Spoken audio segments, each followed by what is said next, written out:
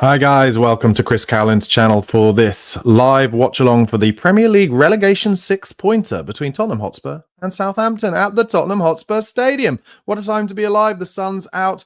Seemingly a vast majority of the Tottenham Hotspur fans are protesting outside the stadium, walking along the Tottenham High Road to try and get Daniel Levy to leave the club, to try and get ENIC to leave the club. There is basically no unity whatsoever before what is undoubtedly one of the most important weeks in the modern day history of Tottenham Hotspur, certainly in the history of Tottenham since they moved to that stadium and since the Champions League final in 2019. We are live on YouTube, Facebook, X, and Twitch. Wherever you're watching, please do get involved, get your questions in, get your comments in, and we will answer them and we will debate everything Tottenham Hotspur. It's a very difficult time to be a Tottenham Hotspur content creator because, frankly, nobody wants to hear, see, or talk about Tottenham. Everything is so depressing. But can Spurs find a way to play themselves into form today against potentially the worst Premier League team in the history of the competition? Since the Premier League came in 1992, only one side, Derby County, have a worse record than Southampton do at the moment. Derby, I believe, finished the season on 11 points, and Southampton, I think, have 10. And there are two things possible today.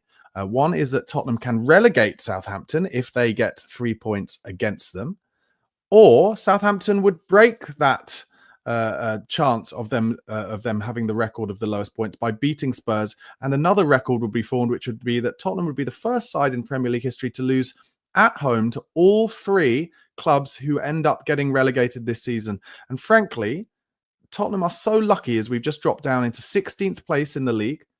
We're so lucky that those three teams at the bottom are so poor and so far behind us, because otherwise Spurs could be in real trouble. Anyway, before we get into the team news, please do give this video a like if you're watching on YouTube or wherever you're watching. The more people who like this video, the more Spurs fans will get to see it through their suggested videos. Also, please do subscribe to Chris Cowlin's channel if you haven't already. It's at Chris Cowlin on YouTube, and mine is at Barnaby Slater __. Chris is at the game today.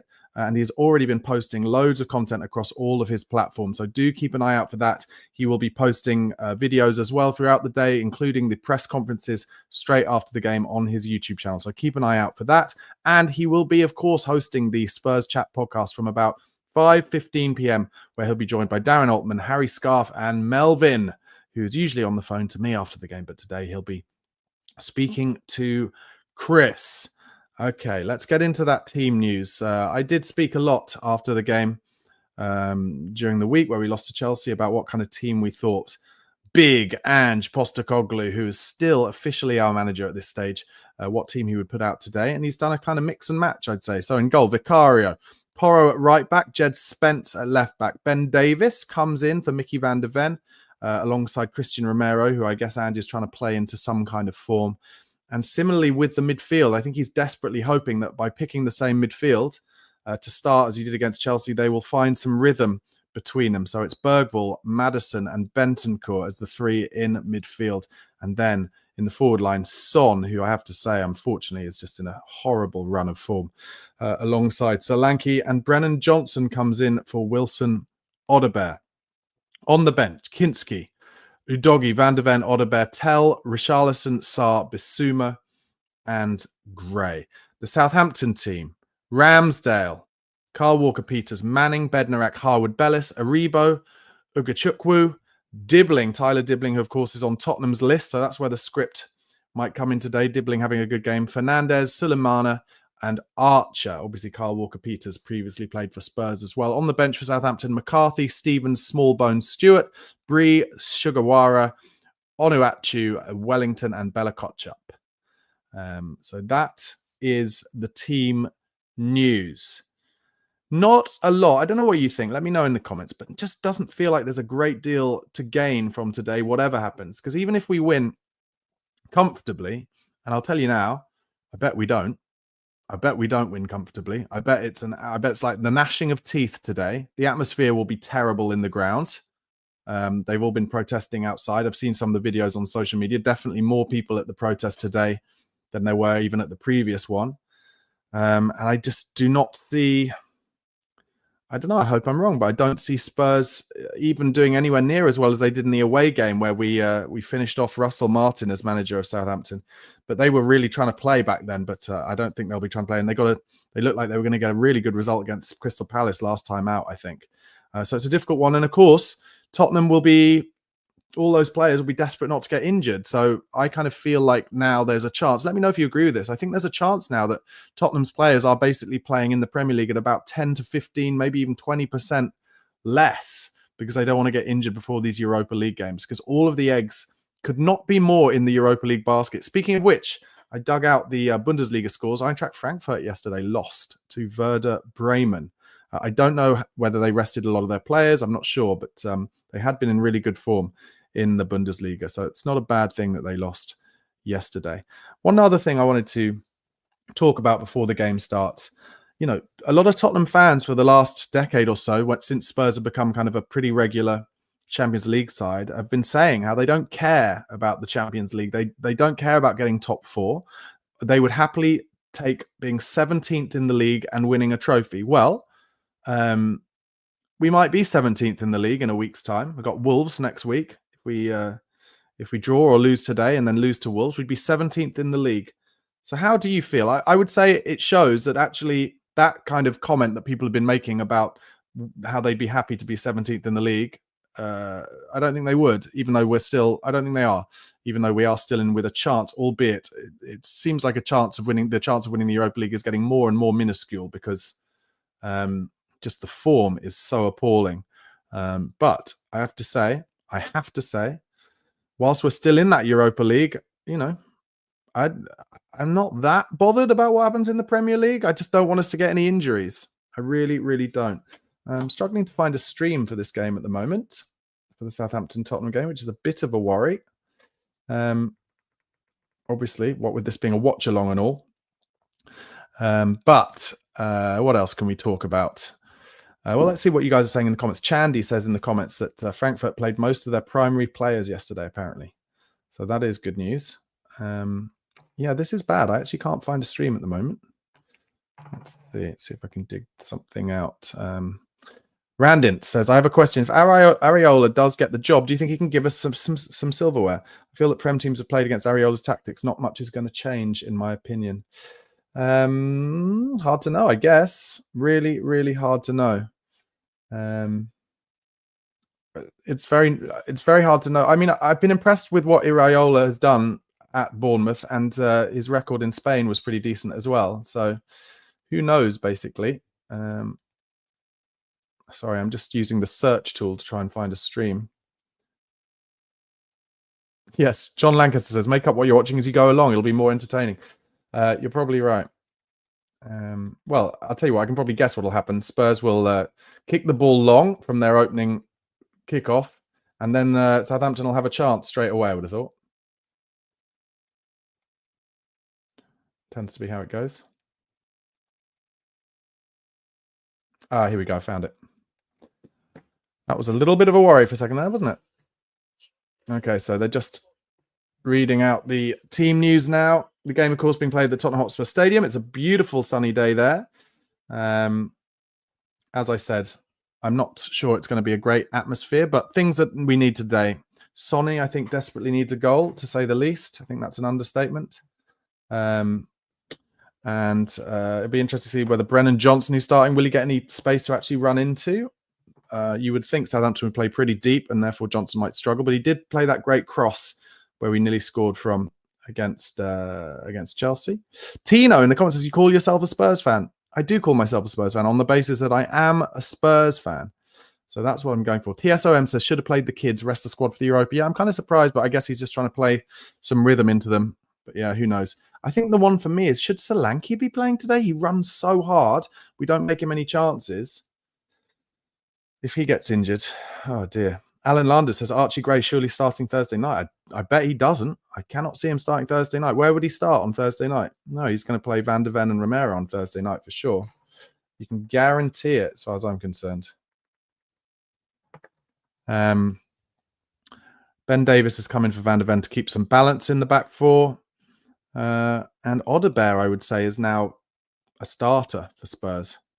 I would say he's a starter, and that's why he's being rested today, to make sure that he can start. This stream, unfortunately, is struggling big time.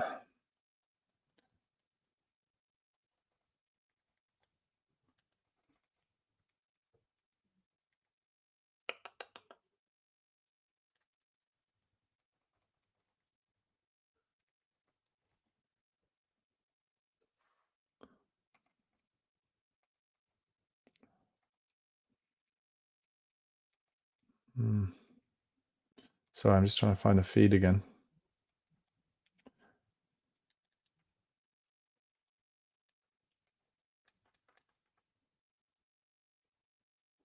Oh, here we go.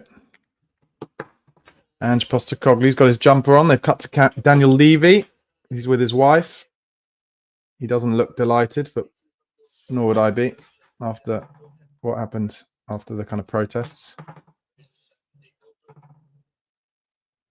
So the picture quality that I've got is terrible, but there you go. Phil C says I should cheer up. Not a great deal to be cheery about. Anyway, Spurs have kicked off. Kicking left to right first half. Played a big crossfield ball, which they've lost out on. The atmosphere, I would say, at best, is muted. James Maddison gets an early touch on the ball, plays it to Spence. Spence plays a nice ball over the top to Maddison in the left-hand corner. Oh, dear. The buffering is really bad at the moment, unfortunately.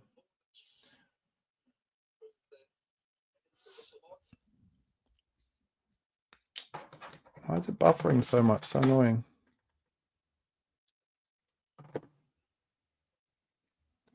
It's a Korean feed is what I've got in the end. Oh dear, this is going to be a long old day if we've got as bad buffering as it is at the moment. Ball comes back to Romero in the center circle. I'm on 48 seconds, although it's just jumped forward. Spurs are getting all the possession at the moment, as I guess you'd expect.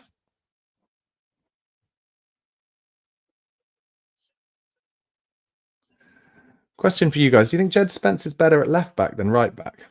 Oh, Spurs are now in the box. It's flicking around so much. Dominic Solanke just dived on the floor trying to get a penalty. It's just flicking around because the feed is so awful. Oh, I'm getting to watch it again. Solanke just slipped on the floor, basically, and then asked a penalty, but it wasn't. Southampton wearing pink today, by the way. Madders picks it up in midfield. Back to 1 minute 34 now, but it's buffering again. This is not an enjoyable stream at the moment. I apologise. Hopefully it'll sort itself out. Spence to Maddison. Oh, we're in down the left-hand side here suddenly.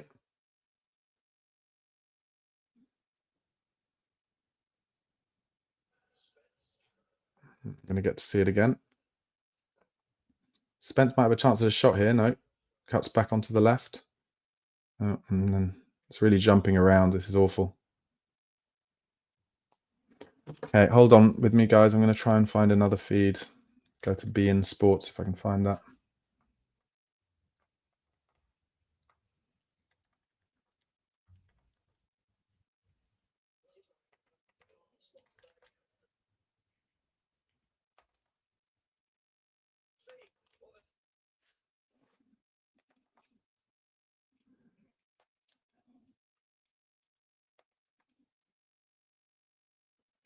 No, nothing there.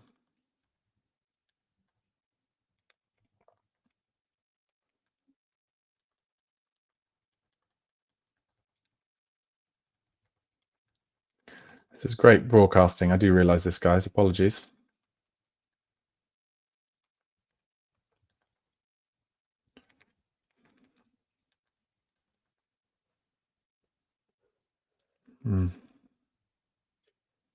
Well, I'm going to have to go back to the one which is buffering so much, but we're at 3 minutes 20, apparently. It's still 0-0.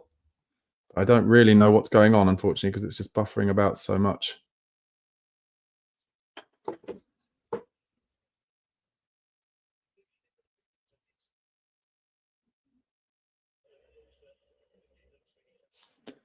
I guess I'll have a look online to see if I can find a stream as well.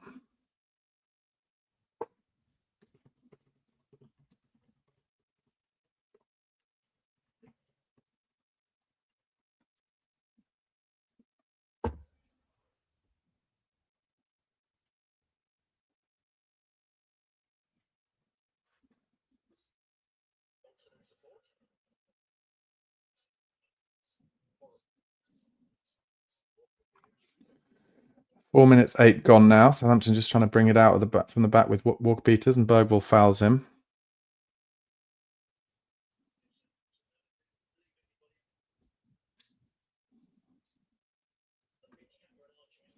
Walker-Peters looks like he's picked up an injury from that tackle.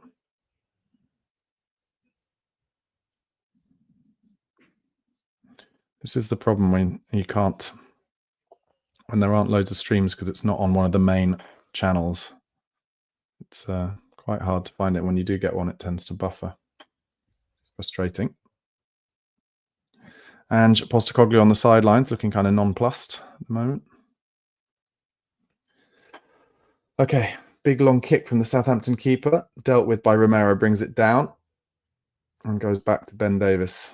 5 minutes gone, still 0-0. Slow start, as in keeping with the atmosphere. Not that I've seen a lot of what's happened, but there you go. Romero plays a pretty heavy ball to Davies, goes out wide to Spence. Son. Maddison just near him. But it buffers again. And it goes back to Davies. Just as I've said for the last few weeks, months maybe, Tottenham just kind of jogging about at the moment. Romero uses some strength to keep the ball. We're in the right-hand side now. It's a throw to Tottenham.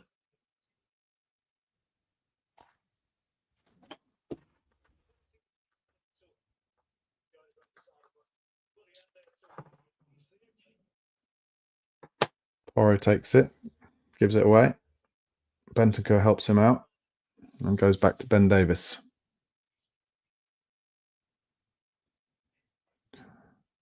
Well, it's buffering a lot. I'm not really that sure that I'm missing anything, to be honest. It's so slow and boring when I do see it.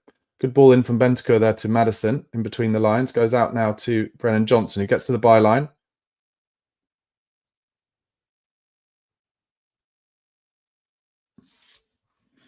Nothing happens from it.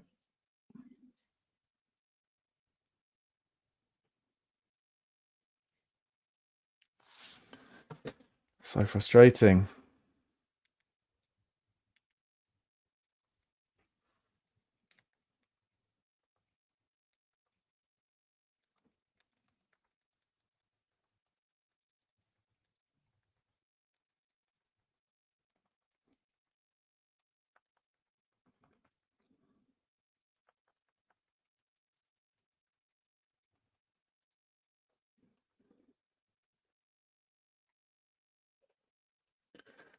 Okay, found another stream. Let's see if this works. 0-0, 7 minutes gone. Oh, it's buffering already. Fuck's sake.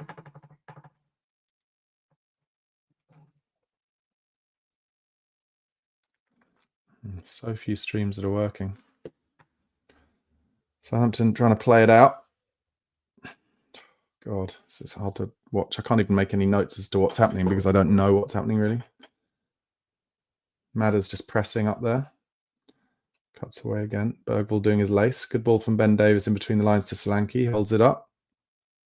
Buffering. Every time it buffers, we've lost the ball again.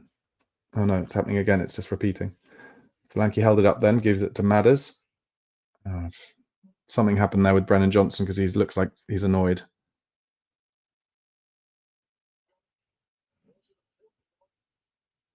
I think he might have had a shot blocked maybe by Manning. Yeah, the ball came across from Son at the byline. And Johnson made a good run, has a shot on his left foot, and it's blocked by Manning. Goes out for a throw into Spurs.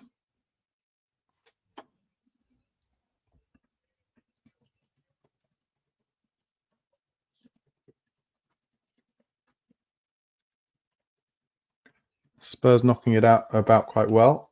Porro gets to the byline this time. It's just buffering about, I'm afraid. I'm so sorry about this, guys. See what you guys are saying in the comments. Have any of you got any better streams than me?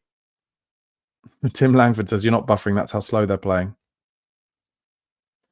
If any of you have any links to a better stream, let me know.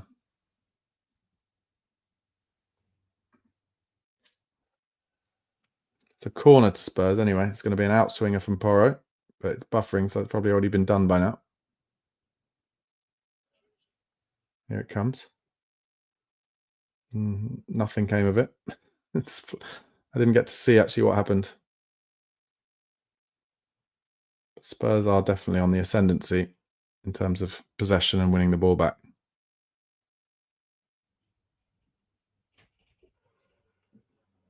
Maddison playing kind of a lot deeper today, trying to get on the ball the whole time.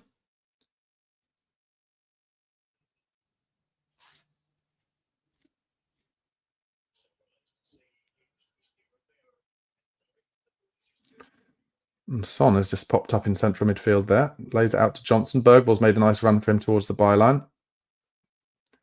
And that's a corner.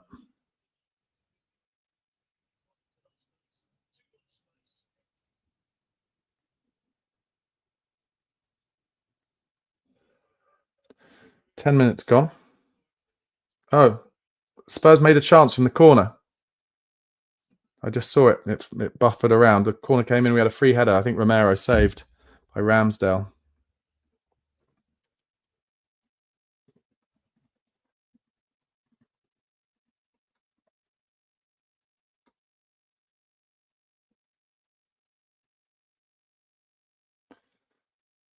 I had made a note to talk about in my opening, actually, how Spurs just don't score any. They always score the same goal when they do score. It's never set pieces, never really long shots. Porro looks like he's got some energy in his legs from the little I've seen. That's good news. Oh, Bergvall breaks into the box and has a shot in the end where he's kind of run out of steam. Just goes straight into Ramsdale's hands.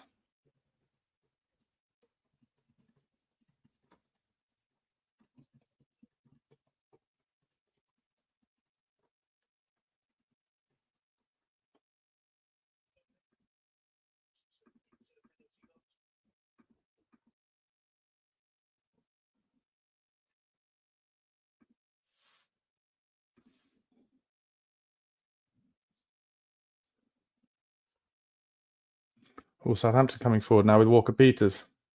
Chance for a cross. Any danger, Spurs? Dibbling does get the cross in. Oh my God, it might be a free effort at the back post. It's buffered. Oh my God, and they really should have scored. Like, once again, Spurs not blocking the back post. Oh my God.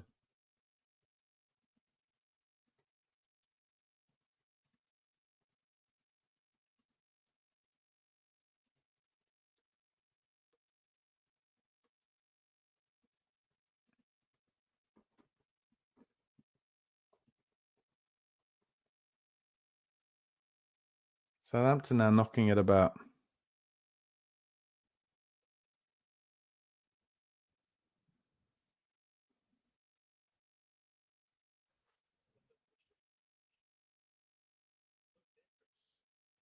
So embarrassing being a Tottenham fan at the moment. I swear it must be that just at every other level, it was actually Vicario who made the save. It wasn't blocked. Yeah, so they're just showing a replay of it. It comes all the way over Porro as per. Oh no, and it's actually blocked by Porro onto the post.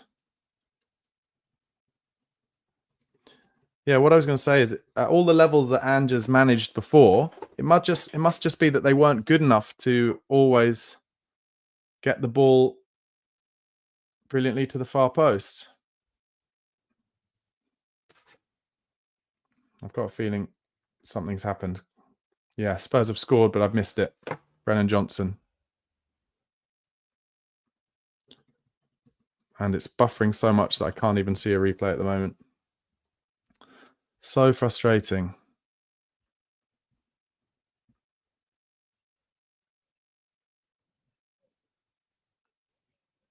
Okay, so the replay, will it see it? So we get the ball out wide left. No, it's buffering again. This is so annoying. Okay, it's now trying to show me again. 13th minute is when it happened.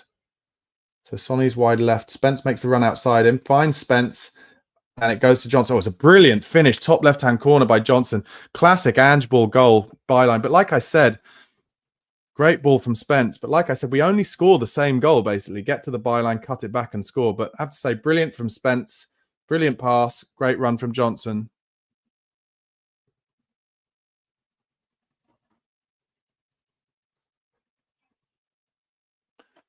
And as you can see, my levels of excitement, way. hard to get exciting when you can't even see the match because of the buffering, but then also because you're 16th in the league. You're playing the worst team in the history of the Premier League. See what you guys are saying in the comments about it. Paul Beastie says, man, it said 1-0 on your feed and I thought I'd gone insane and completely blanked out you mentioning it. Archibald is annoyed at me. Oh, how disappointing we scored. What a sad channel.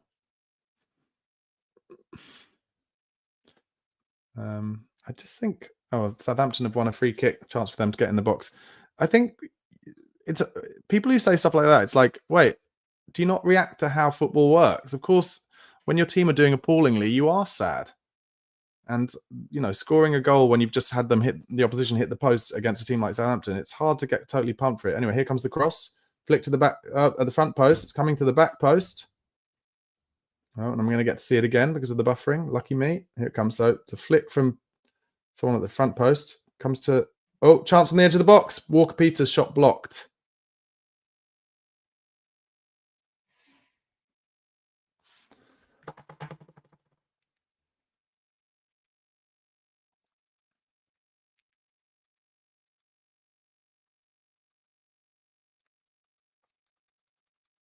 Still desperately hunting for a better feed.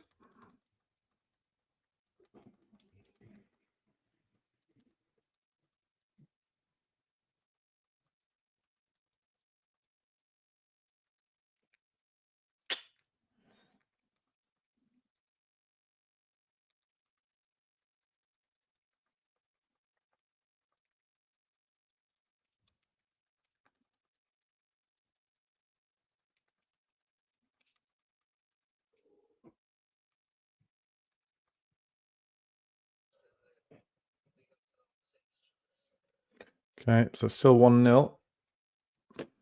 16 minutes gone. Spurs have the ball with Romero in our own half. Plays it out wide to Pedro Porro. Oh, it's just flicked around, but Johnson now trying to get at the fullback. Cuts back. It's buffering. Can't bear it. He plays it inside to Bergvall, who's again looking full of energy, Bergvall. Well, good ball inside from Johnson to Porro. It's Maddison, actually, and he's fouled. Probably just a little too far outside the box to have a shot, but good stuff from Madders.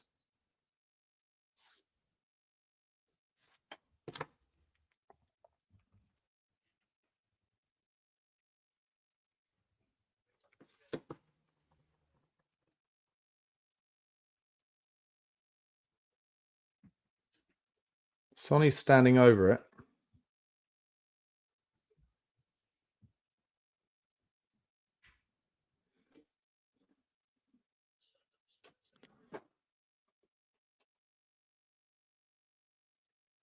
I think what I'm going to do, guys, is no, actually, because that would break the feed. I was going to say at halftime I was going to like turn off my Wi-Fi and turn it all on again. Hope that does something. But anyway, Sonny's standing over this free kick. Here it comes to the back post. Oh, it looked like Spurs were going to get the first head on it, but they didn't, and Southampton clear up to the halfway line. Vicario comes out to give it back to Spence. Tottenham knocking it round again. Ben Davis.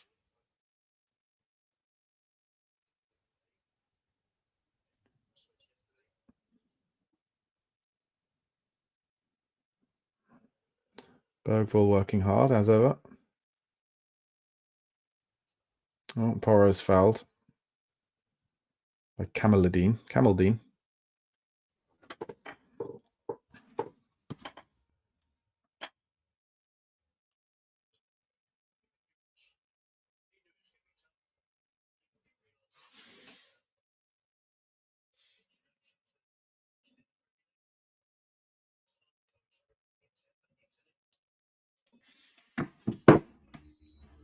So free kick to Spurs, 18 minutes gone, still 1-0.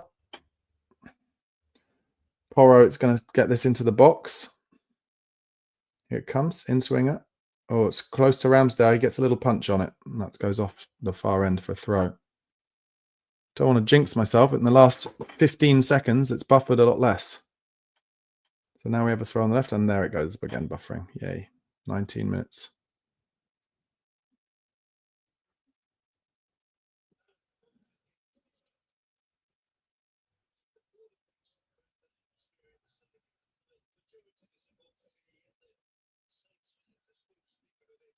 Maddison, back to Spence.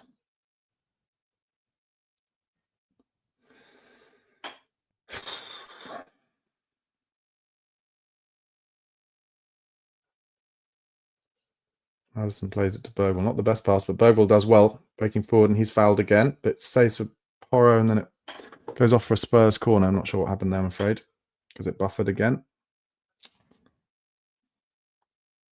Oh, the corner comes in. I'm seeing this in like installments. It's so weird.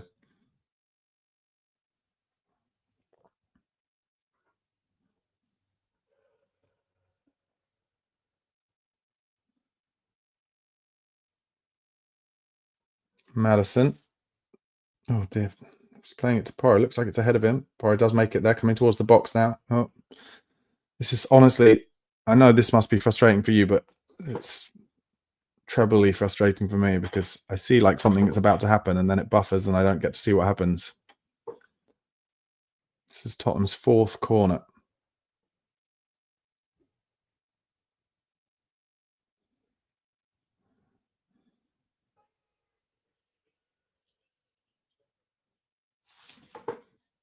I'm going to look for a stream on.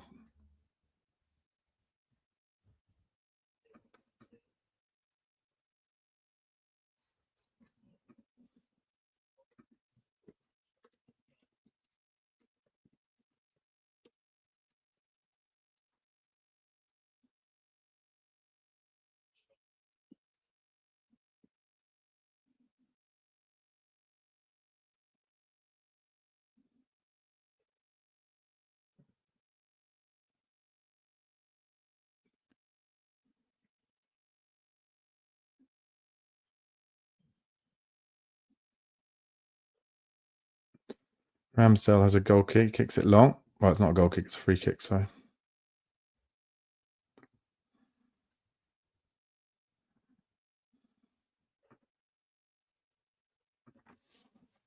Spence wins a free kick.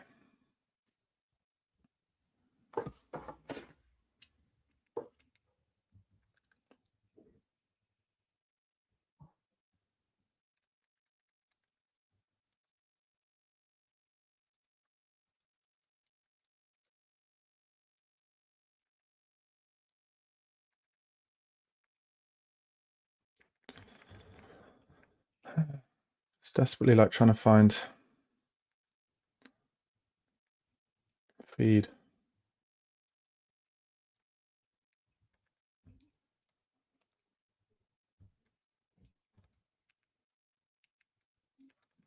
Seemingly like none of them.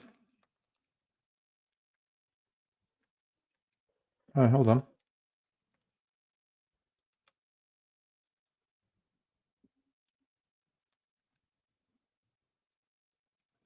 I just stumbled across something, but now I can't find it. Here we go.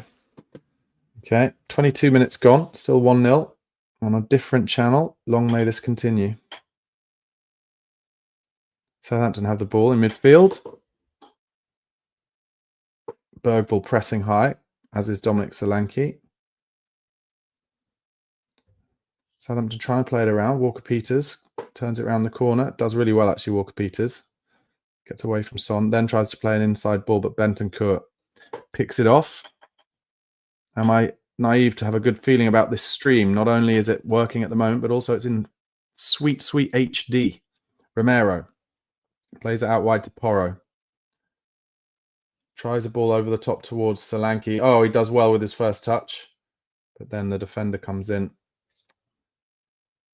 Sonny just wasn't watching there. Honestly. So the defender, the left back of Southampton, kicked it back towards Ramsdale, but it was a terrible ball, and Sonny just wasn't concentrating. He could have really, he could have really pressed Ramsdale there and maybe even nicked it, but he was slow onto it. Anyway, Spurs have it back with Porro. He looks fresh again, Porro, you know. Johnson does well. He looks fresher as well. To Bergvall. It wouldn't surprise me if Porro started against Frankfurt, you know. This is good news about the stream, guys. We're back. 1,500 of you watching concurrently. Appreciate it. Bergvall dinks the ball over the top. Good ball. Good defending, to be fair. Just gets in ahead of Maddison. Yeah, I think Porro might start and Spence might start on the left. Oh, Bergvall wins it high brilliantly. then tries to use his strength, but the Southampton man gets it back. Yeah, I think Udogie might... There's Porro fouls on the halfway line. I think Udogie might be the one to be on the bench against Frankfurt with Spence playing on the left. I think arguably Spence is better on the left. He likes the defenders when he likes to defend on the left when they're trying to the wide man's trying to cut inside, so he's defending with his right foot, and he's very comfortable going down into the left touchline onto the byline with his left foot, as seen by the cross he played for Johnson today, which was brilliant delivery and an even better finish from Johnson. One thing you cannot say about Brendan Johnson is that he's not an ace finisher. He is an unbelievable finisher, and that's proven again today. Look at this, guys. We haven't buffered for minutes. I'm loving it. Let's see what you guys are saying in the comments. John Lancaster posted a stream. I appreciate that. Scott Rizal says, Barnaby, you should have some positive emotion. I don't know if you can... Listen, everything's subjective, guys, but I don't think you can kind of force people to feel any differently to how they feel, can you? Anyway, Madders turns well on the halfway line, wins... on the half turn, wins a foul. 25 minutes gone now. Spurs 65% possession. Oh, and Ugachukwu is booked for that. Southampton are a very poor side, it has to be said. I mean, they're making Spurs look confident at the moment, which is pretty hard work.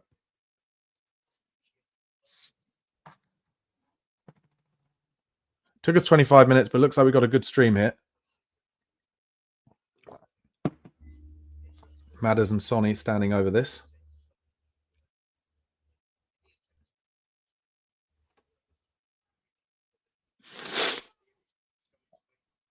It's quite straight. Madders and Sonny just standing too close. Okay, Madders gives it to Sonny.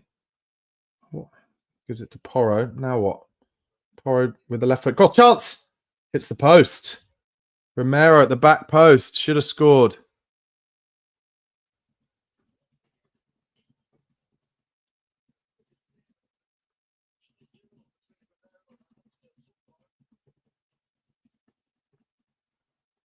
And was it saved or does it hit the post? To be fair, I thought the cross had too much on it from Porro, but it was actually inch perfect to Romero at the back stick. Left-footed in, swinging cross. Romero gets their diving header, saved with Ramsdale's face. Great goalkeeping, to be fair.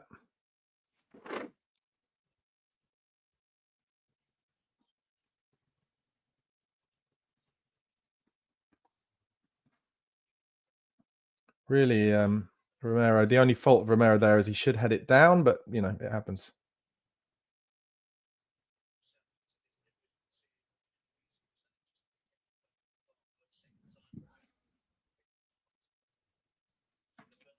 Oh, so they're just showing a replay of Ramsdale's earlier save from a Romero corner.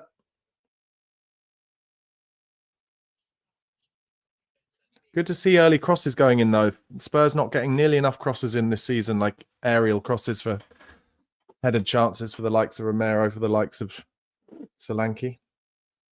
And Ramsdale's stayed down here for a minute or so, which isn't the worst idea in terms of Southampton trying to work out what to do, because they're not playing that well, to be honest. Scott Rizal says, you're almost a minute ahead on your clock. I'm 27:40 is where I'm at the moment.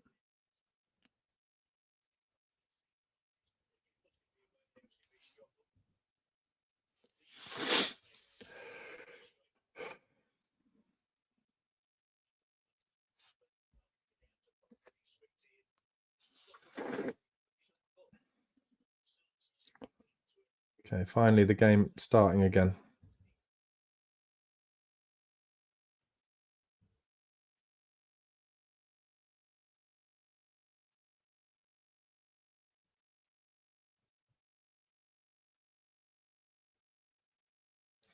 Walker-Peters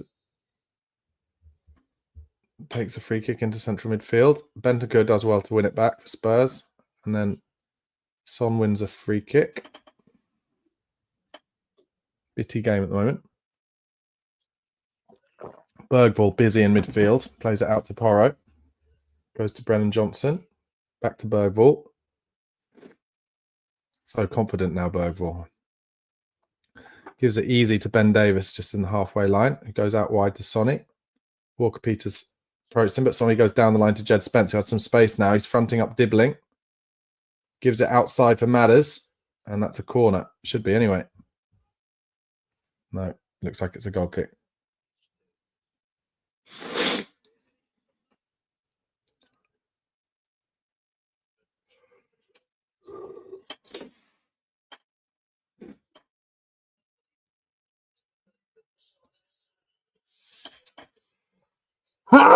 Excuse me, hay fever has officially started today.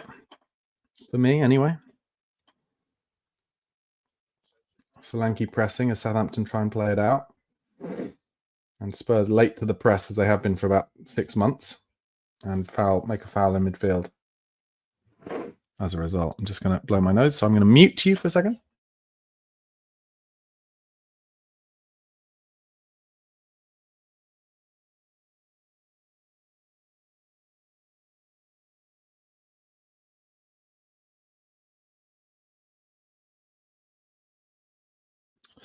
And all you really missed was Porro getting fouled in midfield. Bentancur doing some half-decent work, just reading the play in central midfield at the moment.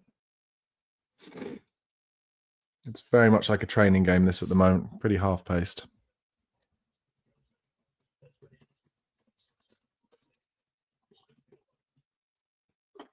So it's a free kick. Romero looking for something. Gives it inside to Madders. Back to Porro. Romero. Head up, as ever, always looking for between the lines ball, but goes to his left to Bentancur, who opens it out to Ben Davis.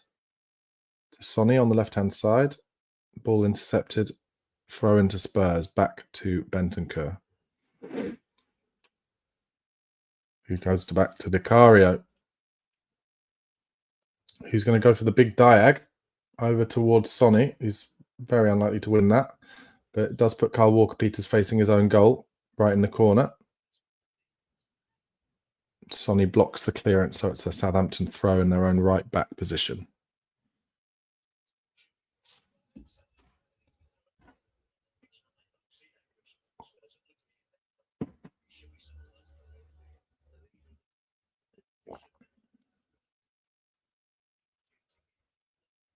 Maddison with a high press.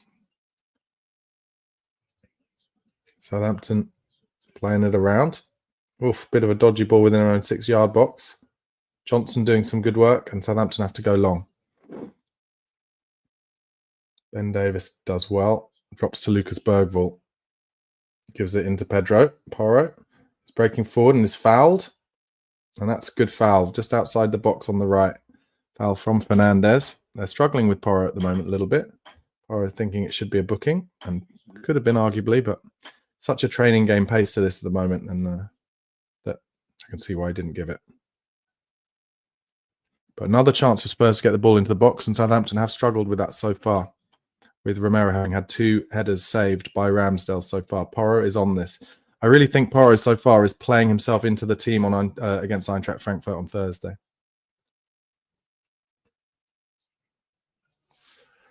32 minutes gone.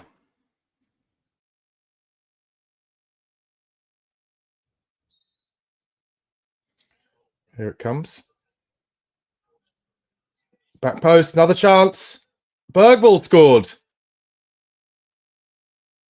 Good lad. That's his first Premier League goal, isn't it, Lucas Bergvall? So what happened was the ball was delivered to the back post. I think Romero might be the one who gets on it, and it kind of flicks across the box. And Bergvall, in a kind of strange kind of one movement, gets his foot on it as they flick to Daniel Levy. Not a smile. I'm pleased for Lucas.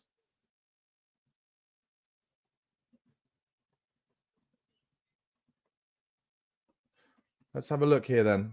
Porro with the free kick. Yeah, I think they're all on side. Romero gets up for the first one. And then, yeah, it's almost like Bergvall's... It's not really a shot. It's almost like he's trying to control it as it comes across. And his control volleys into the far corner. They're going to look at VAR for possible offside for the first ball, but it won't... I don't think it will be, because there was a player, Ugachukwu, I think, at the front stick, who's keeping him on. Here, the 21. I mean, that angle doesn't look as good. Let's have a look.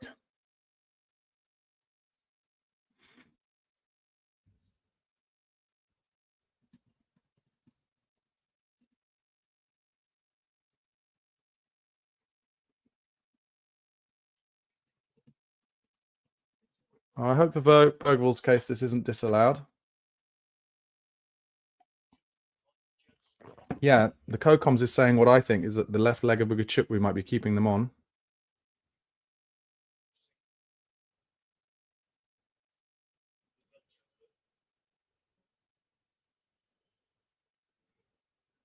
God, VAR is so boring.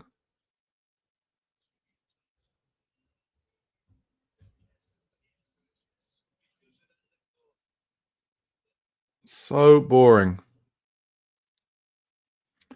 1,700 of you watching at the moment, guys. Thanks for the support. Do give this video a like wherever you're watching it, and press subscribe to Chris's channel at Chris Cowlin. I mean, from the other angle, it looks really offside, but it just shows it looks so different from all the angles. I mean, basically, I don't think in VAR they can ever be sure. Might as well. I'm for scrapping VAR completely, to be honest. I think it's ridiculous. It should only be for non-subjective decisions.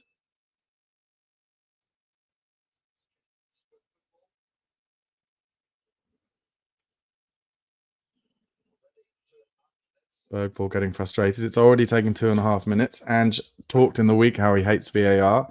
Although I have to say he was wrong, in my opinion, on what he was saying. It was clear and obvious that it was the goal should have been disallowed for Sarr against Chelsea. It was a foul.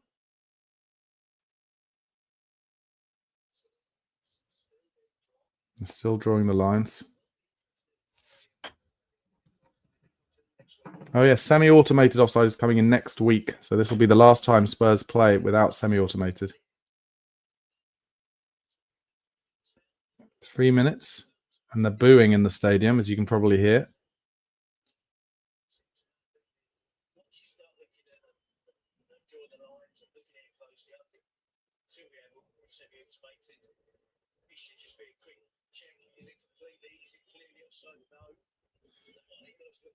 From the other angle, it looks completely offside, but what's the correct angle?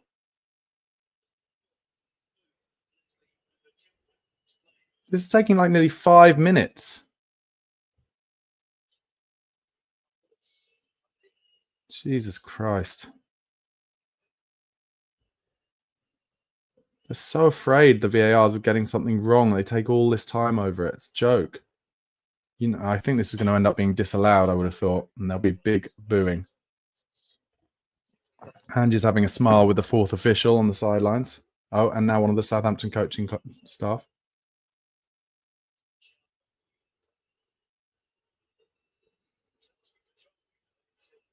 This ruins football.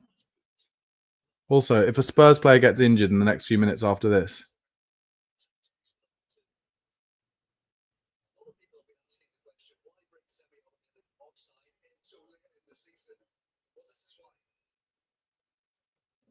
I'd love to know how semi-automated offside works. They're saying it's going to be disallowed. It's going to be disallowed. Gutting.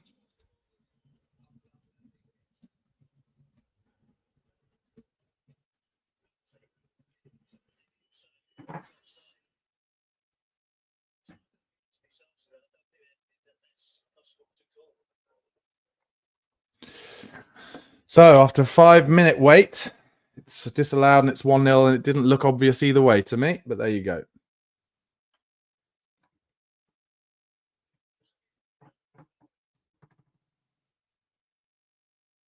And now Ange is looking at the replay and he's not happy about it.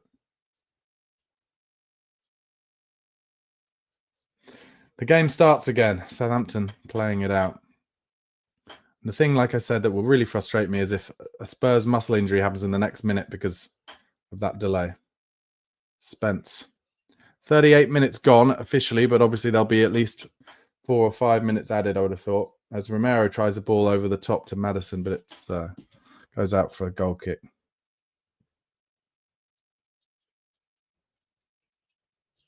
Feel sorry for Bergvall, though. That would have been good for him to get his first Premier League goal.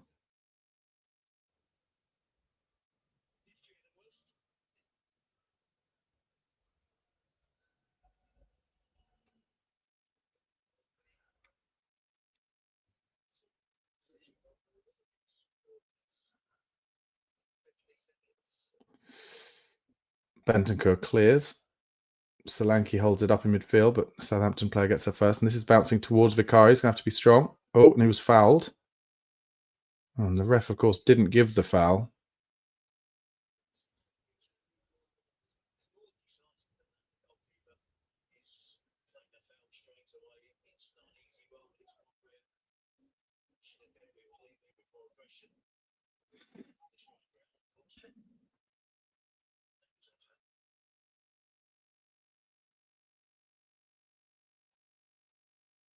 Pora now has a throw-in on the halfway line. Solanke comes for him, holds it up, turns nicely, and was fouled about 3 times. The ref finally gives something.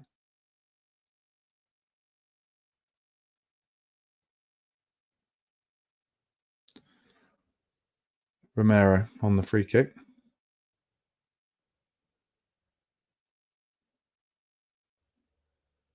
And Romero plays a crossfield ball to Madders. He goes first time out to Sonny. Madders making a run inside him, but he's held it up. Now he goes to Spence outside him. Spence plays it back to Madders, just moving Southampton around here. Spence keeps it. Comes all the way back to Romero, who's going to open it out to Porro. Goes down the line for Brennan Johnson with a bit of space. Bogle was on, but he didn't go there. He went back to Porro. Now we're with Romero and Ben Davis. And Sonny shows for him again. Could have flicked it around first time to Madders, but decided to hold it up.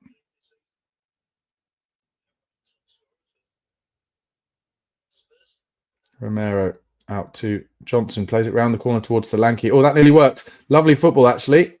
And Bentancur is out wide. Gets a cross in. Oh, it nearly came to Bergvall on the header, but not. Solanke does well, gets his body in the way. Madders has got to be strong. Johnson chance. Goal. Brilliant goal from Brennan Johnson. Brilliant, brilliant finish. I told you, didn't I? He is an elite finisher.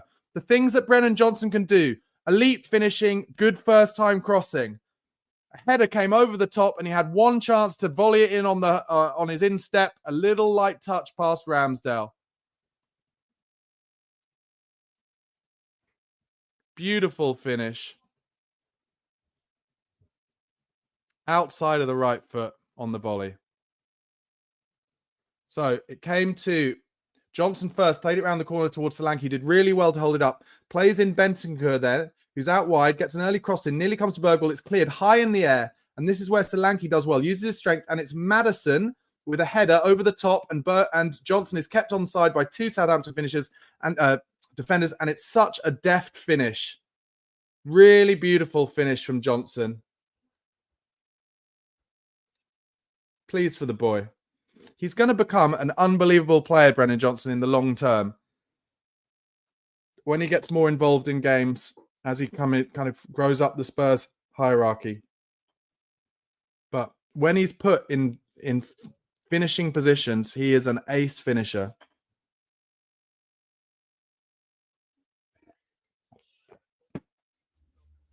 That's 2-0. Let's see if we can get a third before half-time. Solanke fouled in midfield. He's doing some good hold work here. What we could do with actually is finding a way to make some chances for Solanke.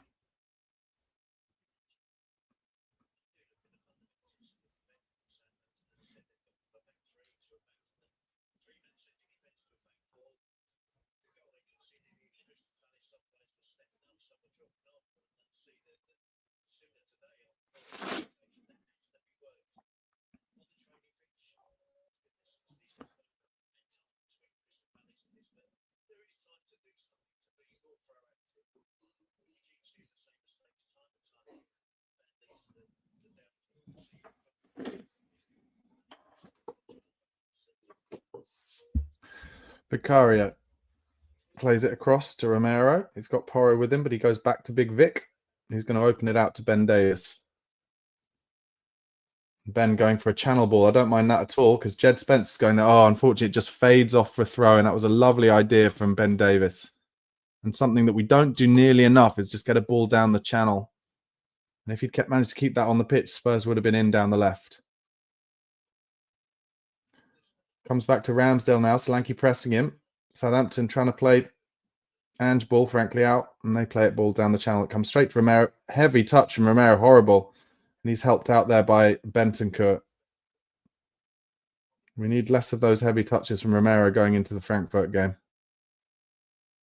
Ramsdale plays a good pass into midfield, to be fair. Southampton do well.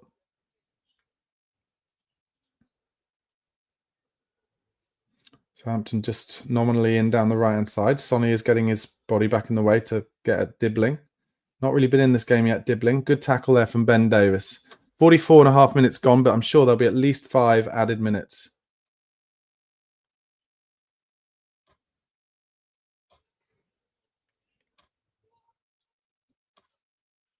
Southampton now on the left-hand side, running at us. Oh, getting into the box, but a good tackle again from Bentancur. And the Southampton player's gone down, hoping to get a foul in the box there after Bentancur did get the ball.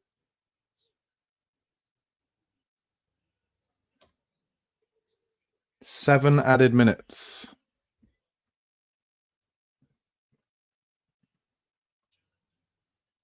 Oh, good ball into midfield by Southampton. Oh, and they've got a chance here now, Saints. Running at us. They're in on the left-hand side. Suleiman, they're at the byline. Dig back over Vicario, but he claims it well on his line. And slows the game down.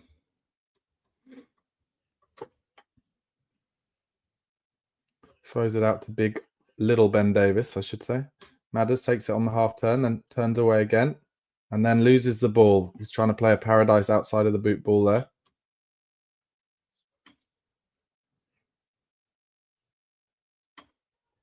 Dibbling is not in this game at all at the moment. He's just kind of jogging about. Well, he's not even jogging, actually. He's walking about. Southampton just having their best phase of possession for a while.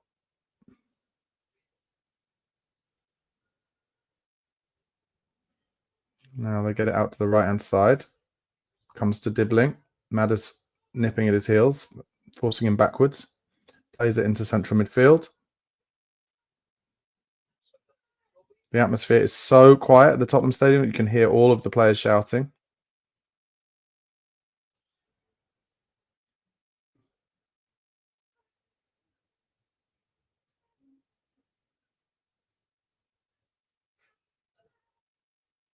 Dibbling on the ball again on the right.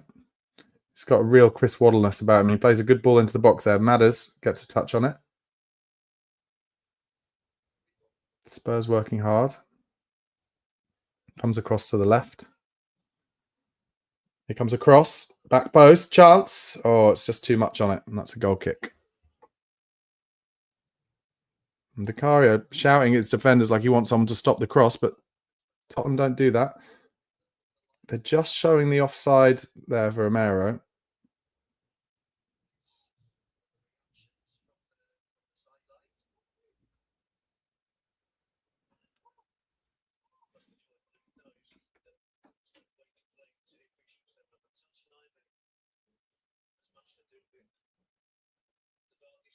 Anyway, Vicario gives it to Romero. We're now in the 2nd minute of the 7 added minutes. Romero plays a good ball into Solanke, who knocks it off beautifully for Bergvall. Spurs are in a good position here. Gives it just behind Spence. That's a shame. But Spence does find Sonny. And Spence has made a good second run and bad ball from Sonny, unfortunately. And Spence will be offside there.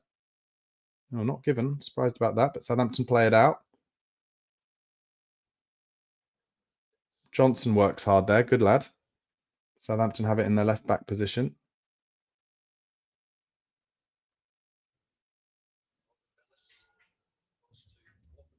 Sonny pressing Walker-Peters. Here's Dibbling.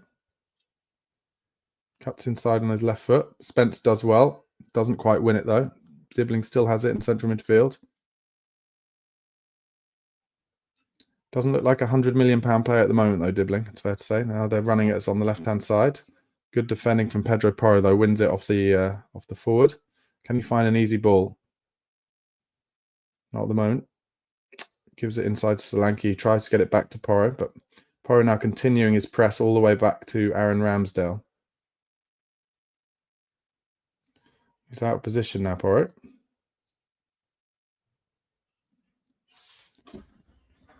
.49 minutes gone. comfortable for Tottenham.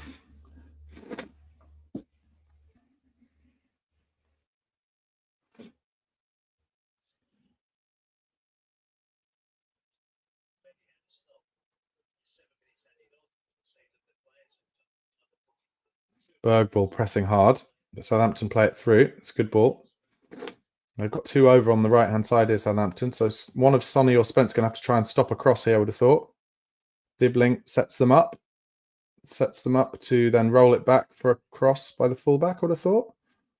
Oh, no, they're bringing it narrow. Dibbling is in on the right. Oh, a shot comes in. Saved by Vicario.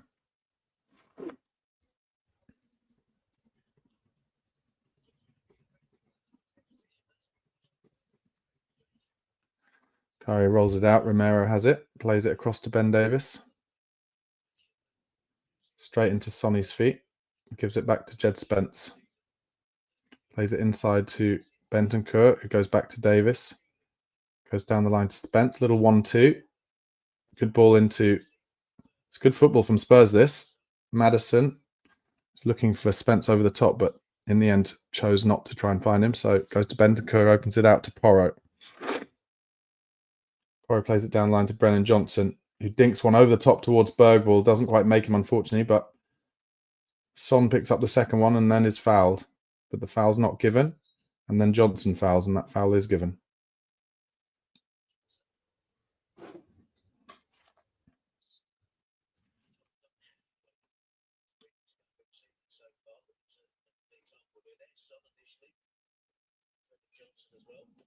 Southampton try a long ball over the top. It's cleared, and then Porro finds Spence.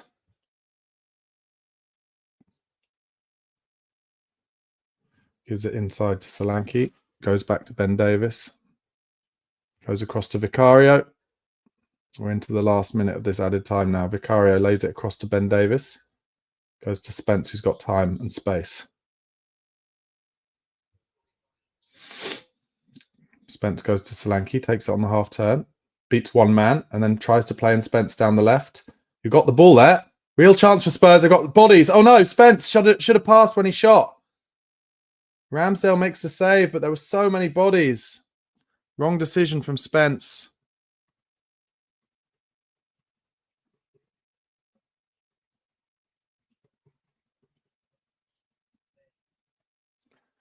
So the ball, Solanke plays Spence in, and he gets a touch in ahead of, might have been Dibbling, but we've got 4 men in the box there, and Spence tries to bend it into the far corner. It was Dibbling who was too laissez-faire. And that's half time. Tottenham 2, Southampton 0. And for those of you who've been watching the whole time, I can only apologise for the first 25 minutes where I couldn't find a stream that was good enough. So I'm not really exactly sure a great deal what happened in that 25 minutes. Got a few little notes. But overall, I would say it's basically a training game pace. Southampton are one of the worst teams I've seen come to the Tottenham Hotspur Stadium. It is kind of chalk and cheese between Southampton and how Ipswich played when they came to us. They really put us under loads of pressure. And Leicester actually as well. And let's not forget, Leicester, I think, had lost something like their last 7 before they came to play Spurs, and then have lost their last maybe 7 or more since they played Spurs at the Tottenham Hotspur Stadium. So this could have been much more difficult than it seemingly is at the moment. Southampton, though, managing to make Tottenham look like a team full of confidence, and believe you me, that is a hard thing to do. So in terms of those first 25 minutes, 8th minute, Son got to the byline, cut it back for Brennan Johnson, who has been very energetic. He had a shot blocked, went out for a corner. 10th minute, header from a corner saved from Ramsdale. It was Romero's header. And then Bergvall broke forward and made a weak shot into Ramsdale's arms. 11th minute was when Tottenham arguably should have gone 1-0 down. How many times have I talked about this? Just allowing Tyler Dibbling this time to dig out a cross. Nobody interested in trying to block that cross. And at the back post, a free shot. And actually, it's Pedro Porro, who's had a good game, who got back to block the shot, and it deflected off Porro onto the post. 13th minute, 2 minutes later, after they hit the post, Brennan Johnson scores a brilliant first goal. Jed Spence got to the byline, cuts it back, and Johnson on his left foot hits it into the top right-hand corner. The things that Johnson's elite at, making those runs at the back post, making runs for whenever the fullback or the wide left-hand forward gets to the byline, and then finishing. He's a brilliant finisher. And then I could barely see the game between then and the 26th minute, which was where we got a left-footed cross from Porro, and Romero should have scored at the back post. Diving header, saved well by Aaron Ramsdale's face. Made a note in the 30th minute saying it's like a training game. Then the second goal, 32nd minute, Lucas Bergvall, but this one was actually disallowed. It was a free kick to the back post, a header across from Romero, and Bergvall almost trying to control it on the volley. It kind of bounces off his foot into the far corner. But then VAR took 5 minutes, 5 whole minutes to decide that Romero was offside from the first header. And even then, having seen all the lines and everything, it seems pretty negligible as far as I'm concerned. Then the 41st minute was when we scored our actual second goal. Brennan Johnson, beautiful finish from the outside of the boot after a little bit of a kind of, not a goalmouth scramble, but the ball comes to Maddison on the edge of the box. He heads it forward, and 2 Southampton players keep Johnson onside, and it's a very deft little flick on the volley on his right foot past Ramsdale. And then in the 7 minutes of added time, Fernandez for Southampton had a shot, which is pretty weak, straight at Vicario. And then Spence, just in that last minute or so, some good football down the left from Spurs. Spence got a little touch on it as Dibbling was trying to defend, and he's in the box. And there are 4 other Spurs players in the box who he could have tried to find, but he didn't. He didn't even see, and he tries to shoot into the far corner. And arguably Spurs should be 3-0 up. Let's see what you guys are saying in the comments. Actually, before I get into the comments, I'll just take you through the itinerary for the rest of the day. Of course, I'll be doing the second half of the watch along. Then there'll be an instant match review, after which it'll be the fan show where people, Spurs fans from all around the world, will call in and speak to me about how they felt today's game went. And obviously, we'll talk a bit about the Eintracht Frankfurt first leg coming up on Thursday night. And then following that, the Spurs Chat podcast about 5:15 p.m. with your regular host, Chris Cowlin. And he will be joined today by Darren Altman, Harry Scarf, and Melvin Zureb at 5:15 p.m. So loads of Spurs content coming your way. Let's see what you guys are saying in the comments. Mark says they hit our post early on, so we're very nervous at the back in front of a crowd that's on the edge of toxicity. Yeah, well, big protests outside the ground. So yeah, I'm not a wrong word to say that it could easily have got toxic, but frankly, Southampton's so poor. They're just showing a replay of that chance at the back post. He should score really, but Porro did really well, and they're just showing Brennan Johnson's finish. He does the knee slide. It was a brilliant finish. So the ball starts with Romero on the right. He plays a lovely little dink ball into Madders. Then an outside ball, outside the boot ball from Madders to Son. Son waits for Spence's run outside him. Spence comes in, and Johnson just makes a run right across the middle of the box. He's around the penalty spot, and it is a brilliant, brilliant finish from Johnson with the left foot. And I think there's a little bit of a question as to whether Solanke was in the goalkeeper's eye line. He wasn't, and also no goalkeeper is stopping that. In a month of Sundays, they're now showing the disallowed goal. Porro left-footed cross from the right. Oh no, this is Romero's chance that was saved by Aaron Ramsdale. I mean, frankly, they're not showing any clips from the first 25 minutes at all, really. So I didn't miss that much. And then they're showing the disallowed goal there. Yeah, Porro heads it from the far post across the box. Bergvall heads it in. Mark says Romero's playing like he's ready for a big contract. I wouldn't say that. Gaz B, good question. Do you think Levy's replacement would be anything other than a businessman? No, only millionaires are going to get jobs as chairman of big clubs. So yeah, it would definitely be a businessman, and yeah, be careful what you wish for, I'd say. But that's not to say that Levy's obviously brilliant at his job. He's very good at the ground building part of his job and the profitability part of his job, but certainly on the pitch, it's not great at the moment. TSOM says Tap-in Johnson scores twice. Neither of them were tap-ins, mate. Neither of them were tap-ins. They're both brilliant, brilliant finishes.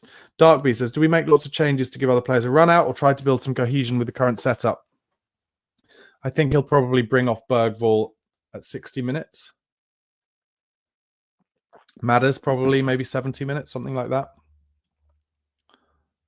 Matt Lift says this puts us in 13th, 8 points off 10th place. Welcome to Angeball. Actually, I'm going to check is that right? I'm going to check the Premier League. Does that lift us up 3 places? Surely not, does it?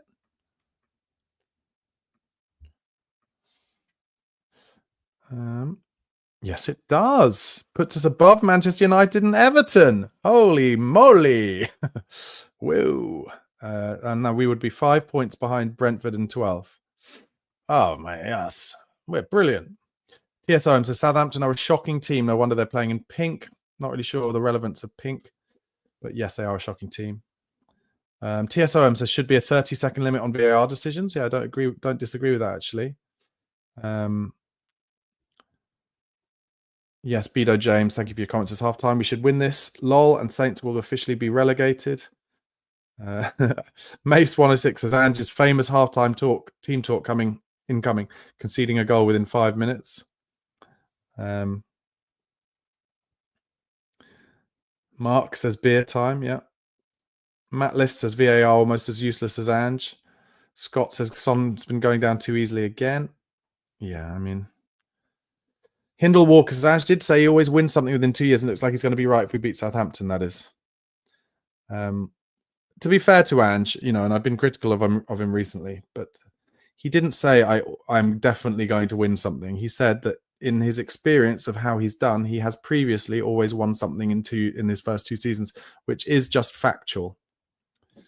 Scribble Scrabble says terrible for Bergvall, could have been his first Premier League goal taken away. Yeah, but I guess by the rules, if they did eventually find it was offside, then you have to deal with it. Robert Kent, does anyone play the old 2 up top anymore? With the amount of goals Johnson gets, him and Solanke together could have been a decent strike partnership. Yeah, maybe. Where did he play for Forest, Brendan Johnson? He is a great finisher, but we don't make him or Solanke nearly enough chances. Let's see what people are saying on Twitter. The VAR explanation for Bergvall's disallowed goal is as follows. VAR checked the referee's call of goal and established that Romero was in an offside position in the build-up and recommended the goal was disallowed.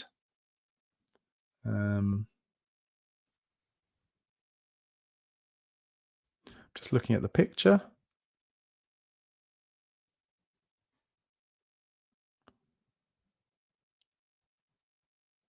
Yeah, it looks incredibly close if that's the correct picture. Don't know where they've drawn the red line from, but anyway, okay, whatever. Let's see what other people are saying. Marcus Buckland, who's the host of the Tottenham Way podcast, he replied to a tweet from someone saying, "What does Matthias Tell have to do to get a start?" And Marcus Buckland just said, "Be a bit better." Fair enough. Nathan Clark from the Extra Inch. Make sure you listen to that podcast if you don't already. He says that he wants Maddison, Son, and one of Bergvall or Solanke all off at half time, please. Yeah, we need to make sure we don't get any injuries to any of that. That's for sure.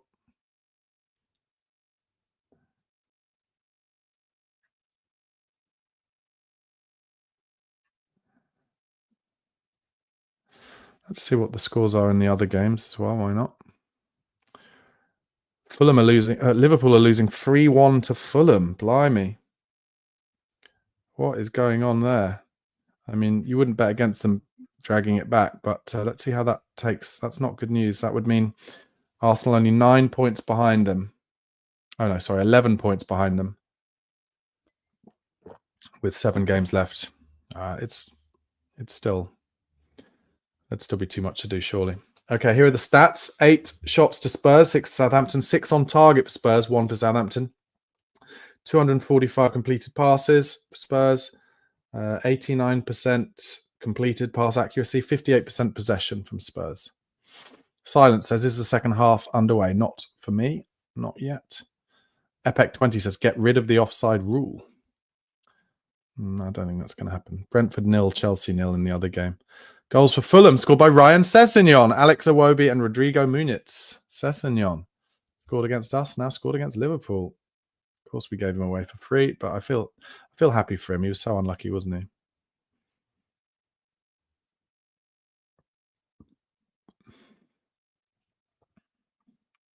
I personally think, let me know what you think, but I personally think with VAR, the way it's got to go, because they're not going to get rid of it, but the way it's got to go is like cricket and tennis, which is the captains of the teams get 3 per match.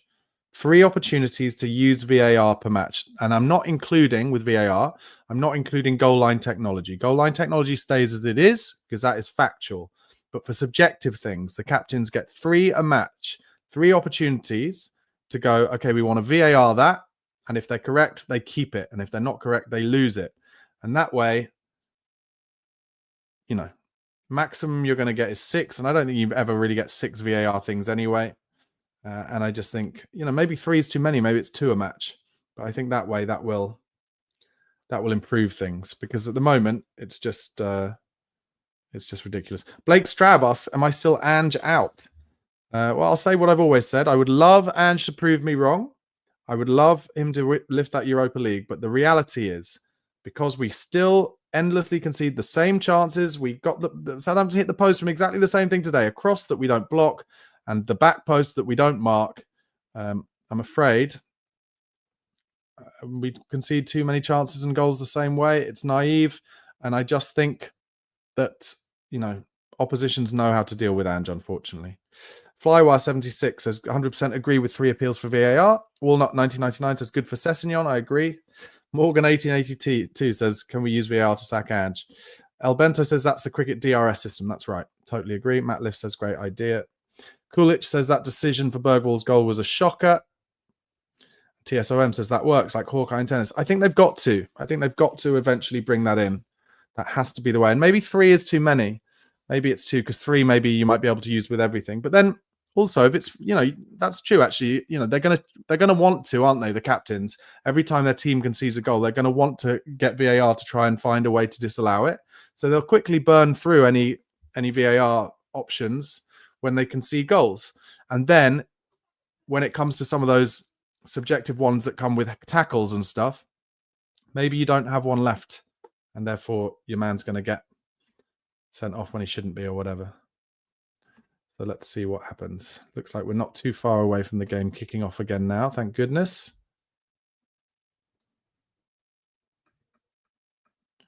Harry Scarf says, strange atmosphere inside the stadium, very quiet. I can't say I'm totally surprised, but I'm very hopeful that it won't be the same way at the weekend. On Thursday against Eintracht Frankfurt.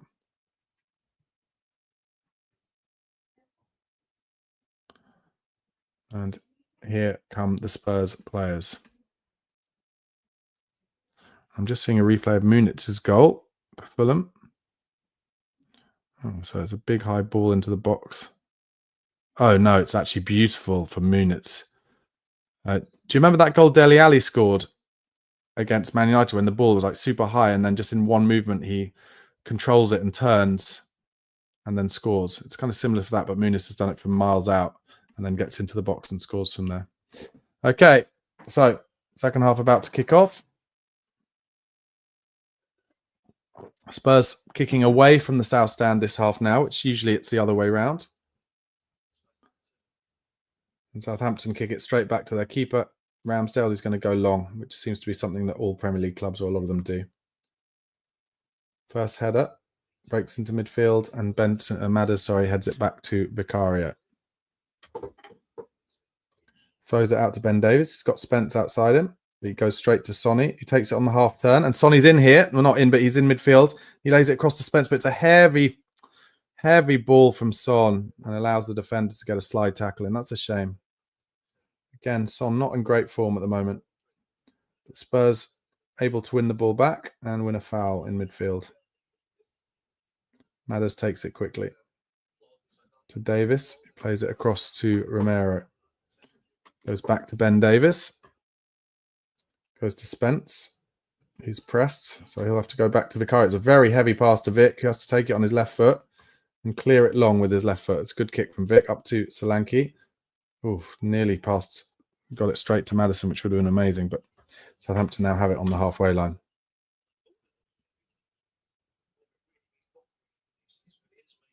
I wonder if Tell may come on for Solanke at some point. Maybe then Son would go up front. Not sure. Southampton wide right now. Plays inside to Walker-Peters, who's fouled. Well, the ref didn't think he was fouled. And then, because it looked awkward because Walker-Peters was on the floor, eventually calls for a foul.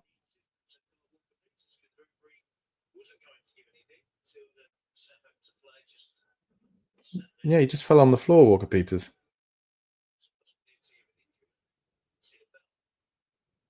Very bizarre refereeing.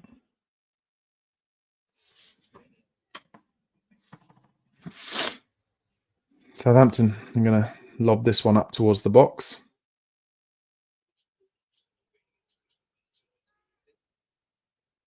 Here it comes. Oh, they win the first one. Bentancur in his own box is going to clear it. And actually clears it off the Southampton player for a Spurs goal kick.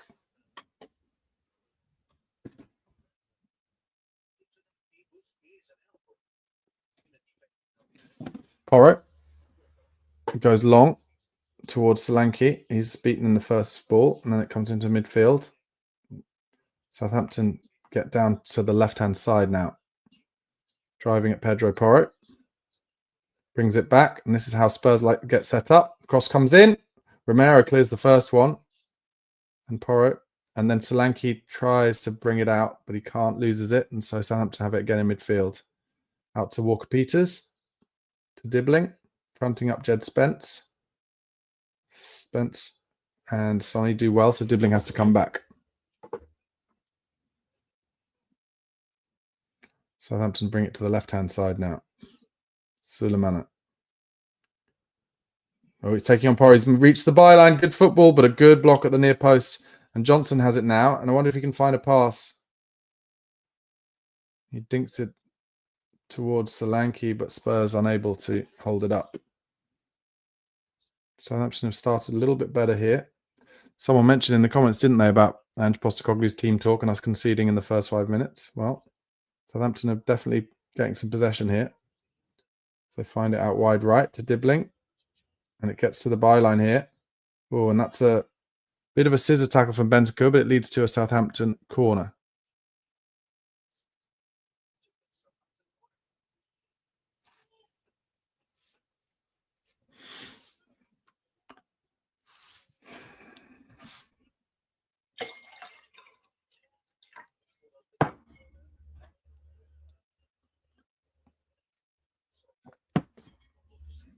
It's going to be an in-swinger.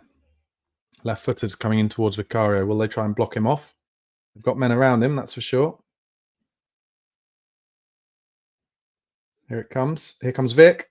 Claims it nicely. No one in front of him for a quick throw out, unfortunately. But good goalkeeping from Vic. Oh. Bentancur just limping a little bit. Vicario still has the ball. This wouldn't happen next year when it's only going to get 8 seconds. Bentancur just hobbling around a little bit. Vicario tries to dink a ball into midfield to Solanke. Isn't able to hold it up. Oh, and Romero's just slid in, and Southampton are in down the left here. Oh, but terrible, terrible work. Southampton should have been in. And Romero, as a result, has picked the ball up in central midfield because of his terrible, terrible play before. Romero tried to launch himself at the ball to win it and just misjudged it massively. Anyway, Son coming across midfield now plays a horrible pass. Picked off by Dibbling, I think it is. Son's form at the moment is so bad.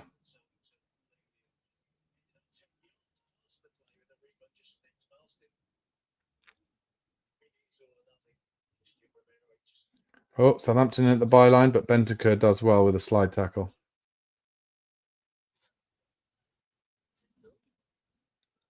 Southampton definitely in the ascendancy here. If they get the first goal, it'll be toxic in that stadium. First goal of this half, I mean. Walker-Peters to Dibbling. Spence showing him the line, so he comes back to Walker-Peters. Fernandez has just thrown himself to the floor after a attempted challenge from Bergvall. Southampton moving Spurs around here.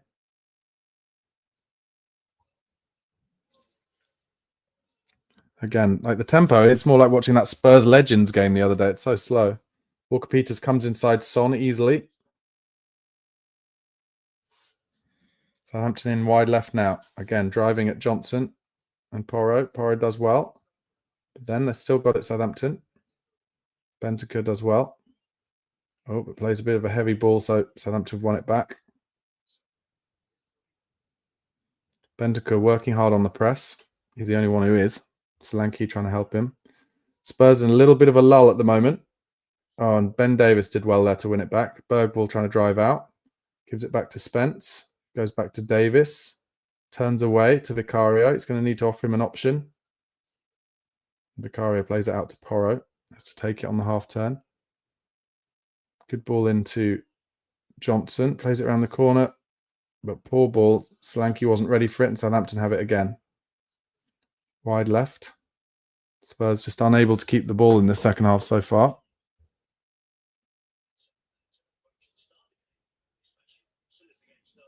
Walker-Peters out wide to Dibbling. One-on-one against Spence. Dibbling always wanting to come back onto his left foot. Spence knows that. Good block there from Bergvall as they try to play a through ball. Good ball from Bentancur. Madders breaks away through midfield. And he finds a beautiful ball out to Son, who's in here on the left-hand side, heading towards goal. There's no one with him, actually. He's going to have to shoot. And it's blocked. And he didn't know where the block went to. I don't mind him shooting there, Son, because there was no one else in the box with him. Beautiful ball from Madders.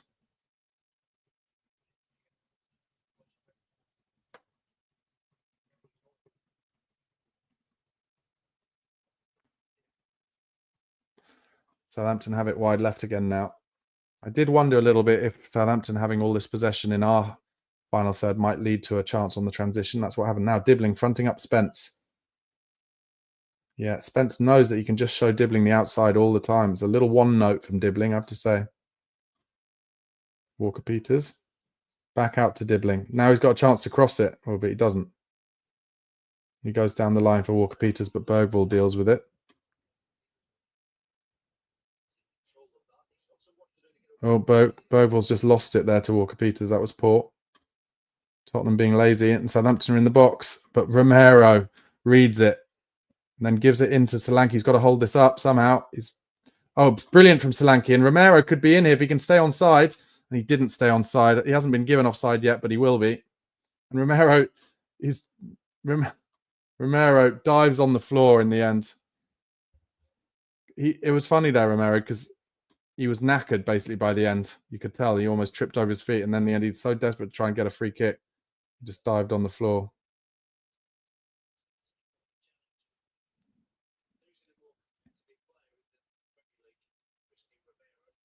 Southampton now in down the left-hand side.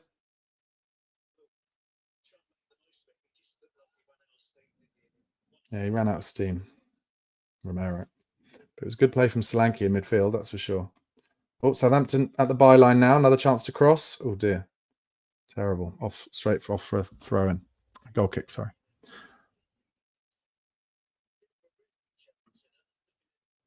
Yeah, they're just showing the Son chance here.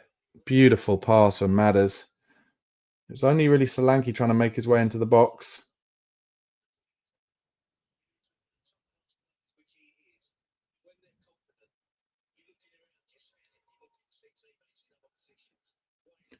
Pat Matissar is about to come on, as is Odebear.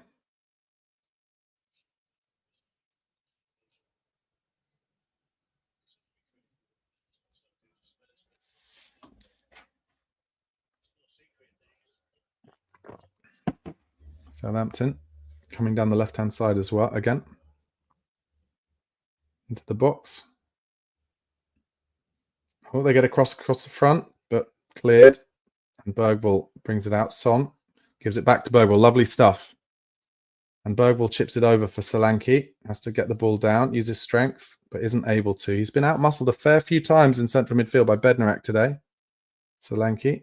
Oh, dear, and the ref's given a foul there against Bergvall. I don't think it was. So here comes the subs. 56 minutes. Sonny's coming on. Off, sorry. Odebear and Sarr for Son and Bentancur. Well, you'd think that they will both play on Thursday night. And some applause from the fans. Today was Sonny's 450th appearance for Spurs. Good lad. He is a club legend. There's no doubt about that.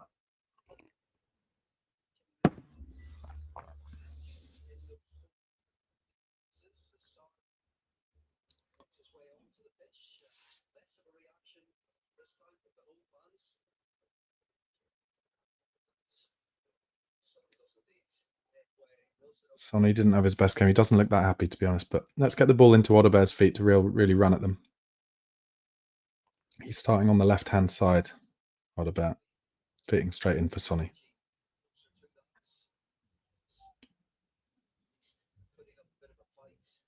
Wonder if Tell will come on for Solanke at some point.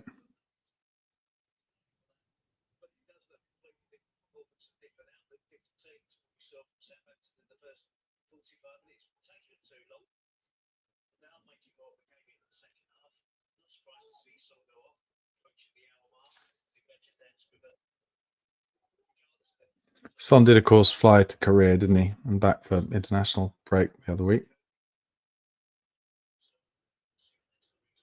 Southampton have had all the possession this half. It's been pretty poor from Spurs, to be honest.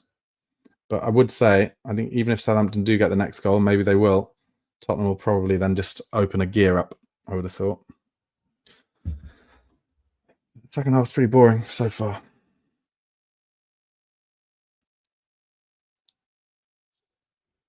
Oh, and they're in down the left. Cross comes in, straight into Vicario's hands, and he throws it out early to Odebear, who can open his legs here. But Dibbling worked a little bit to try and get back, and then Odebear played it backwards to Madders, and Spurs just under pressure here a little bit. Madders does get the foul.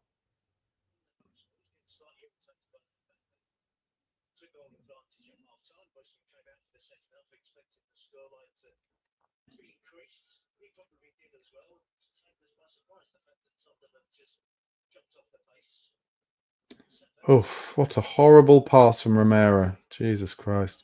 Spurs fans starting to get a little bit exasperated with this half so far.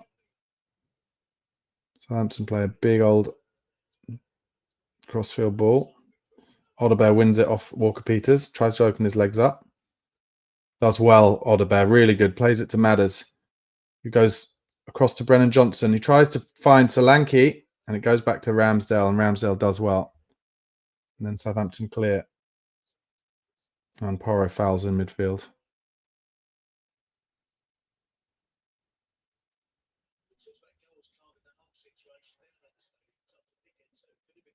And did Spurs just have a man booked? Porro got booked for that, I think. That's stupid. That was just unnecessary from the ref.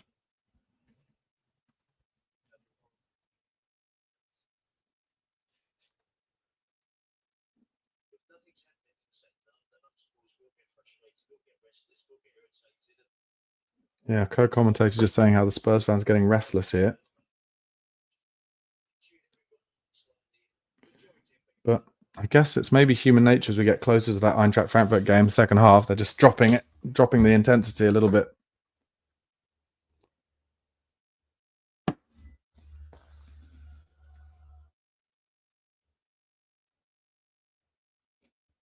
Now Southampton with the big diag out to Dibbling. No, it's not Dibbling, actually. It's Fernandez. Cross going to come in here. Too easy. He's having a dig. It's well blocked from Madders. Oh. And then Spence does really well and should win a free kick here and does. Good defending from Jed Spence.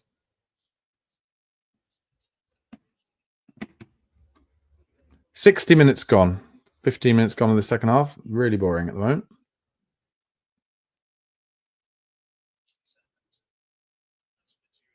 I don't know. Spurs should just keep the ball for a bit. Southampton have to come and try and get it off us. Keep the ball. Make some space. Move them around.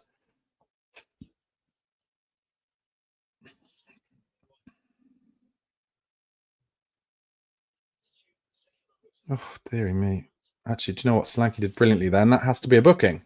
That has to be a booking. Because he booked Porro for basically the same thing. Oh, Solanke's holding his thigh there. I hope he's all right. That has to be a booking because that's a dead leg as well, probably, on Solanke. Oh, this is not good news. Dead leg can be really troublesome. Oh dear, he doesn't look comfortable, Solanke, at all. Southampton about to bring on a couple of players. But Solanke had got away from his marker in midfield, and then he was just unceremoniously brought down. Should have been a booking. As they cut to Richarlison on the bench, be good to see him get some game time. Davis out to Bergvall. Gives it down the line to Madders, and that's poor from Spurs, and it's a throw into Southampton. They go early down the line. Dibbling with a bit of skill. Davis gets there first, and then Sarr, and this breaks to Solanke. God, it's so scrappy and terrible this half. My God.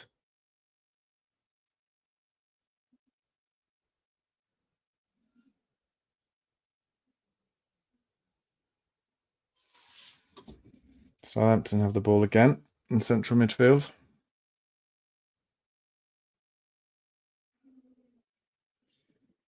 Bergvall now. Oh, good ball inside to Sarr. There's a bit of space to run into. And he's breaking through midfield, but it's a bit of a blind alley and loses the ball.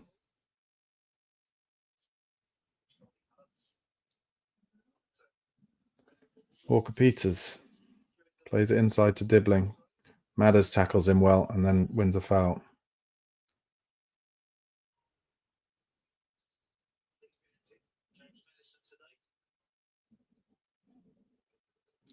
Southampton making subs now.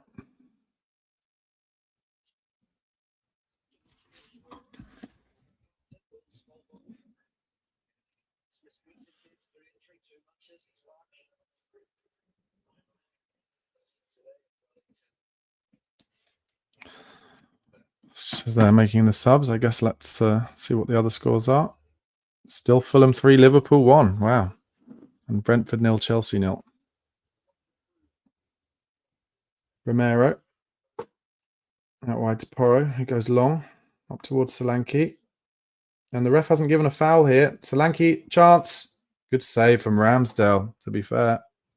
Solanke made the chance all for himself there. Oh, and then Ramsdale handballed it outside the box. Ah, this will be a booking, I guess, for Ramsdale.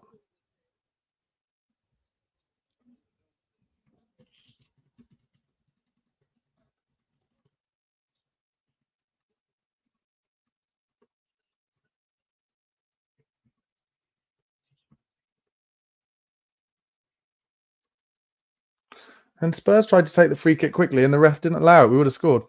So Solanke makes his chance all for himself on the edge of the box, left foot. Good save to his bottom left by Ramsdale. And then Solanke and Ramsdale are chasing for the ball. And Ramsdale handballs it outside the box. That should be a red card. It should be a red card, this, because he stopped Solanke from getting the ball outside the box, even though it's not in a goal-scoring situation. Watch this. And Solanke's going to get it. I mean, that should be a red card.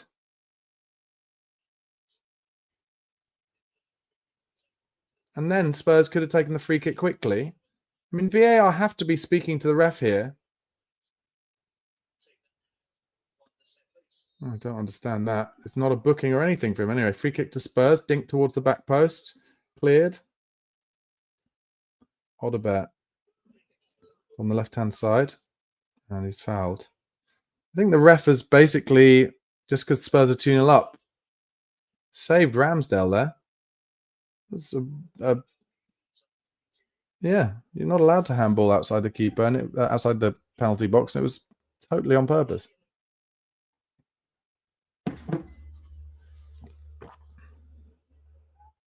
Spence goes down the line to Odobert. Gives it back to Spence. Davis plays it across to Vicario. 66 minutes gone. I have to say, this second half has just been soul-destroyingly boring. But Solanke did make that chance for himself. Good lad. Maddison to Romero. Tottenham just playing for the week, for Thursday, for sure at the moment.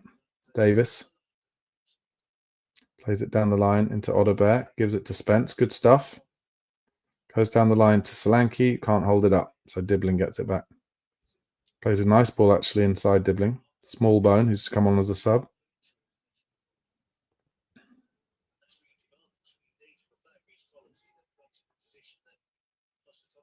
Oh, Southampton into the box now with Small Bone. Tries the ball through, but it's cleared by Ben Davis. Had a bit more time than that, but just kicks it straight back to Southampton.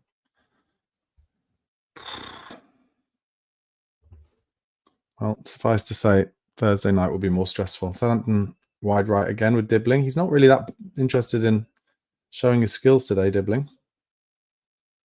And Southampton win a free kick.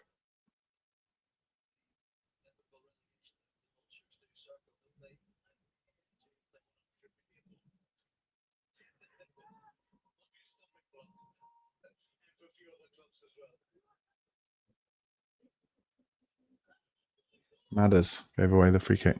I've literally written in the second half, of which there's been 22 minutes, 4 things, one of which was Porro booked. That's how boring this half has been. As Tottenham just totally drop off because they don't want to get injured before Thursday, I guess. But a lot of fans have paid a lot of money to watch this game in the stadium.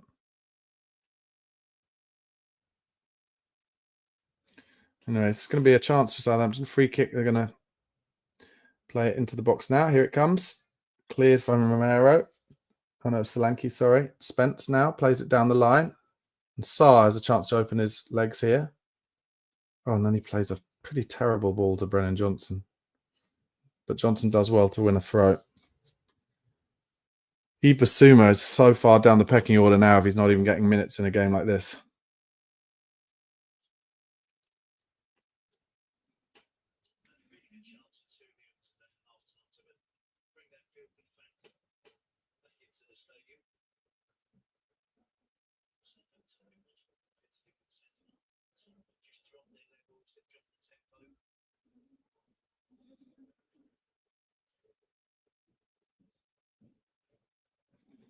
Seriously in danger of falling asleep during this one. Ben Davis down the line to Odobert. Davis gets it back and goes across to Vicario. Finds Romero to Porro. Bergvall's made an interesting run for him. And Porro found him. Bergvall does well and wins the throw in nicely.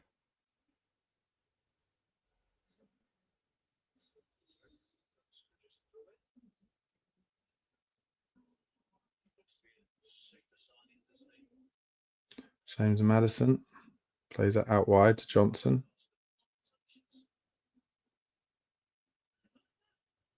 Bergvall into Madders. Romero. Back to Vicario. Ooh, across to Davis.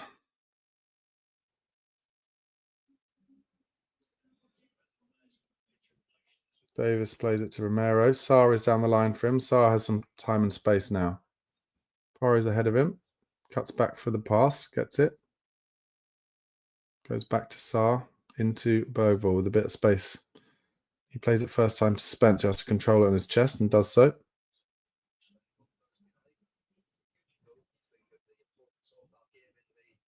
Odobert wide left. Back to Spence. Beats Smallbone and now has a bit of space to run into Spence. Oh, and it breaks itself to Sarr. Oh, he could have gone out wide first time, but he didn't. Eventually it does come out wide to Johnson. Johnson tries the dink cross. Just over Solanke's head. Walker-Peters taking it down the line. Brilliant from Bergvall. Brilliant. And Odobert now on the left. He's got men around him. And he loses it.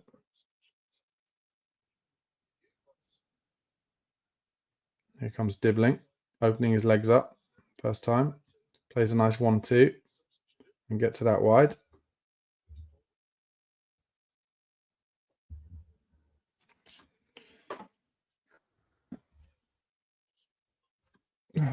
Wide right to Walker-Peters for Southampton.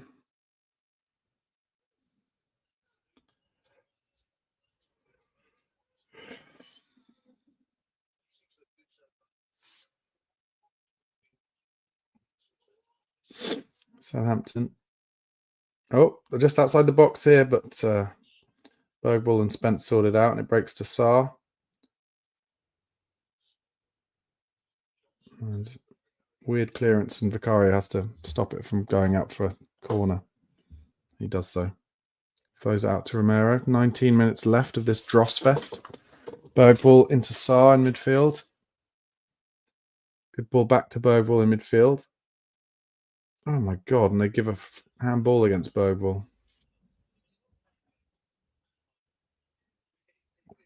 Two more subs coming on for Southampton. Let's see what Twitter's saying.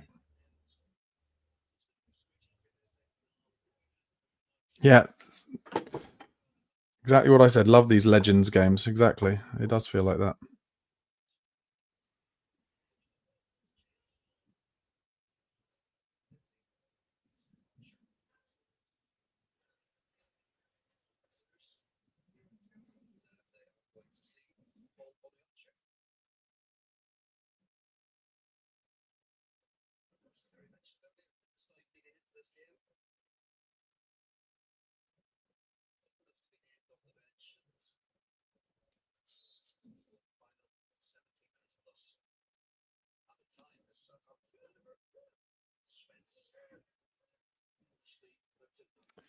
Spence bringing the ball out. He's got 3 Southampton players around him, though. And he wins a foul. Big round of applause. Spurs fans love Jed.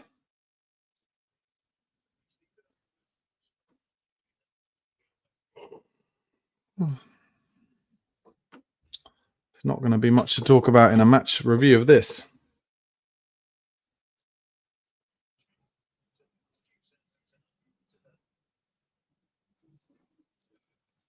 Maddison to Romero. Comes back to Vicario. God, this is honestly dreadfully boring. Let's go in the comments, see what you guys are saying.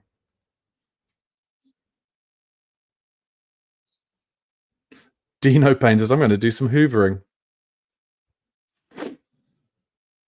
Gardu, I've got absolutely no problem with how Spurs is choosing to handle this half, especially as Southampton aren't constantly seeking to pressurize. Yeah, I suppose. I don't know. Boring though, isn't it?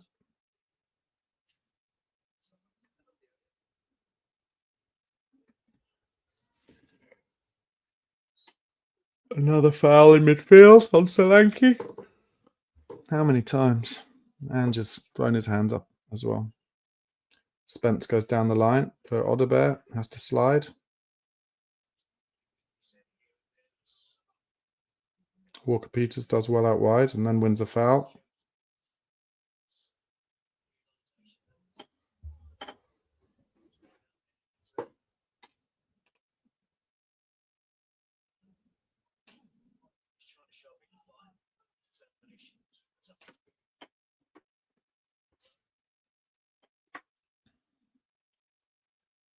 I wonder if Southampton will score the next goal. Maybe.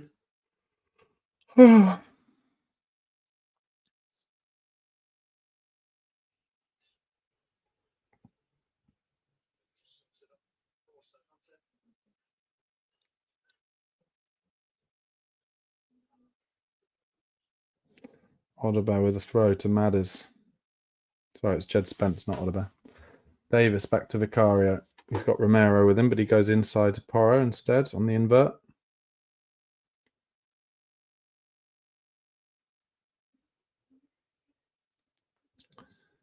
Nice ball to Solanke, who again can't hold it up. He's not been his usual brilliant self with hold-up play today, Solanke. Southampton down the left.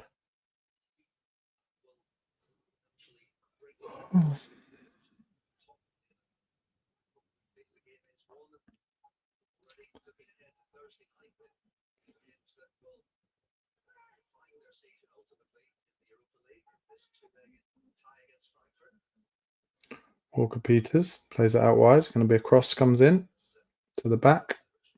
Cleared from Porro, manages to find a Southampton player. He's going to have a dig.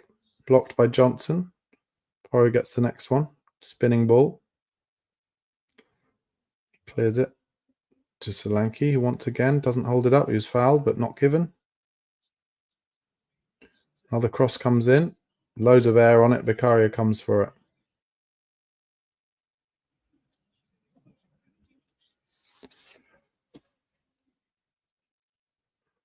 Archie Gray and Eve Basuma. Right, come on.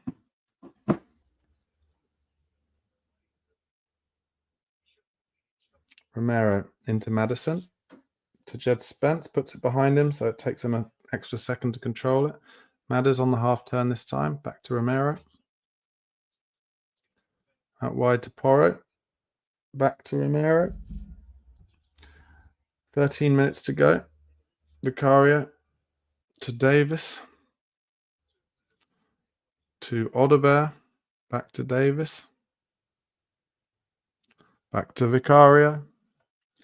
Back to Romero.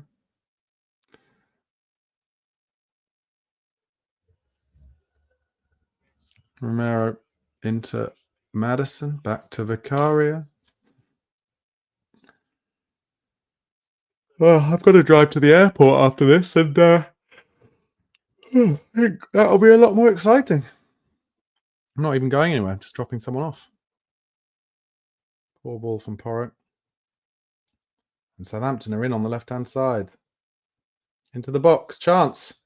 Saved by Vicario. Oh, and then... Oh, my God. But now Spurs might have a chance on the transition here. Bergvall plays it into Solanke, who, again, terrible touch. Oh, no. It wasn't Solanke. It was Romero, weirdly. What was he doing up front? Anyway, comes to Audebert, wide left. It's fouled, but doesn't go down. Sarr.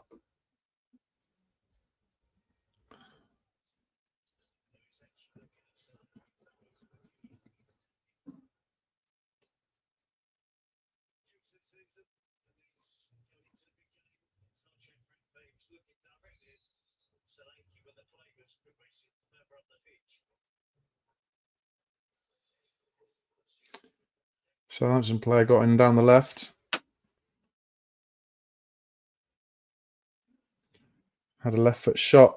Saved by Vicario. Bergvall off. He's played well. Man of the match, probably.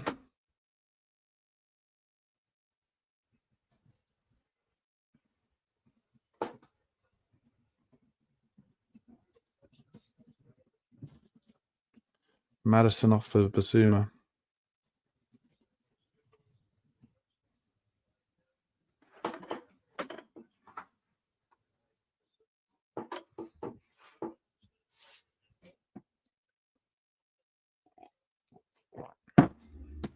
Ten minutes to go. Tottenham 2, Southampton 0.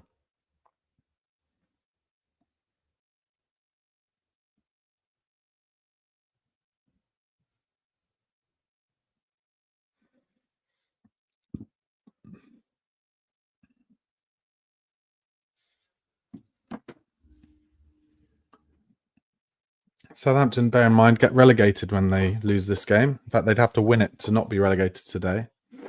And they don't give a shit because they are awful. And they're just like knocking it about. Although Spurs are letting them knock it about very comfortably this half.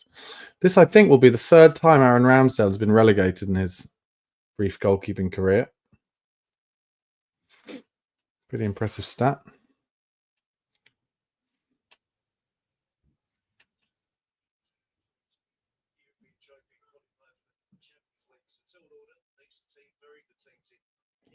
Southampton down the right, played inside into the box, but their player not able to deal with it. Goes down hoping for a penalty, never ever. Basuma kicks the ball off the pitch.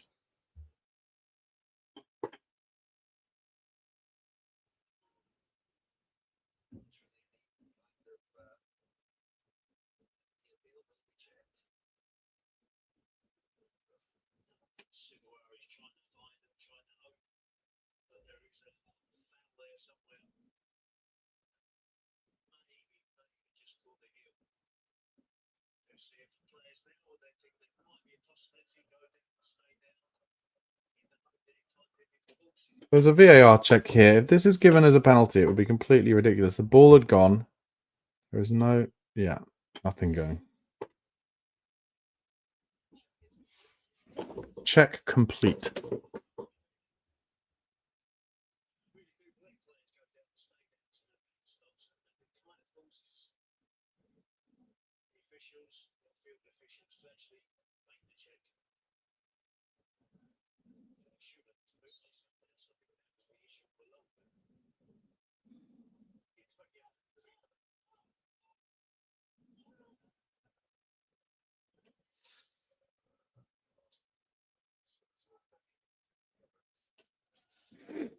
Southampton back on the ball. Walker-Peters dinks one into the box for Smallbone.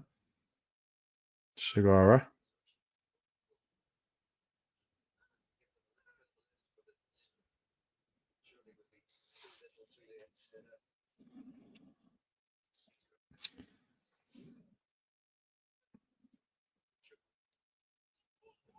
Comes across, does it? Yeah. Dink cross to the back post. Straight off the pitch. 8 minutes to go.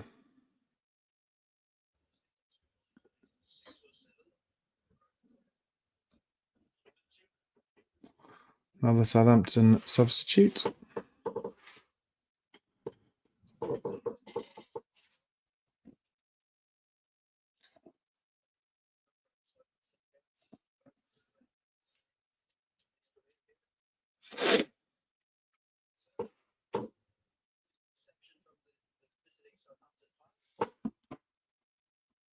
Vicario. To Romero. To Porro. Southampton player. Back to midfield. Southampton have it.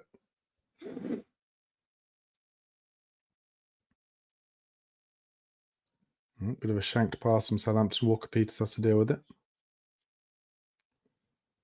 And he loses it to Odebear, and a chance for Basuma coming forward. Oh, into Solanke. He's in a good position here. Romero's with him, weirdly. Don't know why. And Solanke takes it onto his left foot and hits it wide. Romero was like up front again. Don't know why. Is it Romero? Maybe it's Brennan Johnson. Yeah, it's Brennan Johnson with him. Sorry.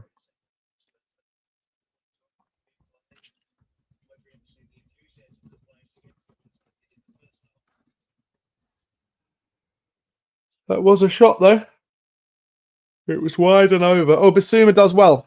Wins it high. Solanke running at the Southampton defence. Bad touch from Solanke.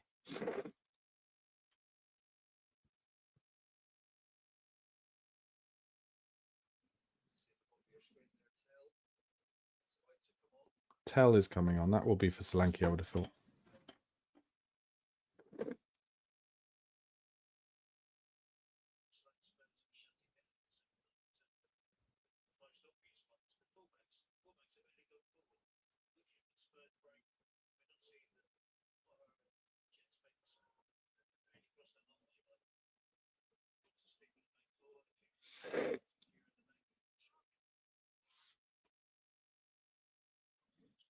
Romero plays it into Sarr. He has some space. Johnson pops it to Porro. Back to Johnson. To Basuma.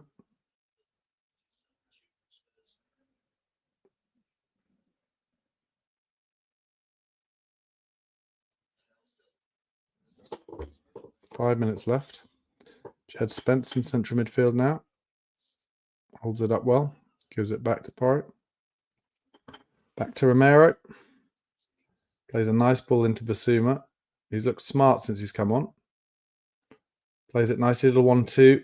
Beautiful with Odebear. Basuma some space in central midfield now. Gives it to Sarr. And for once, Porro this half has made a run forward to Johnson. Gives it back to Porro. And the 1-2 attempt was really horrible. That's a goal kick to Southampton. Tell coming on. For Solanke. Good decision. Let's hope that dead leg doesn't keep him out of Thursday. He gets a big round of applause, Solanke, for his work rate.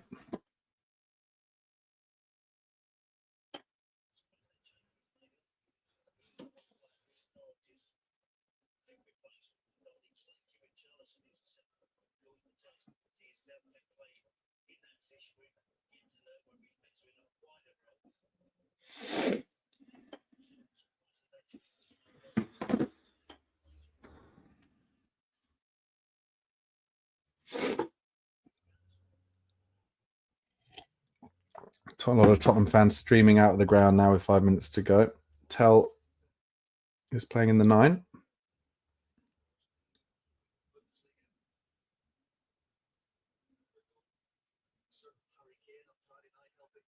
Oh, Porro's been out-muscled there.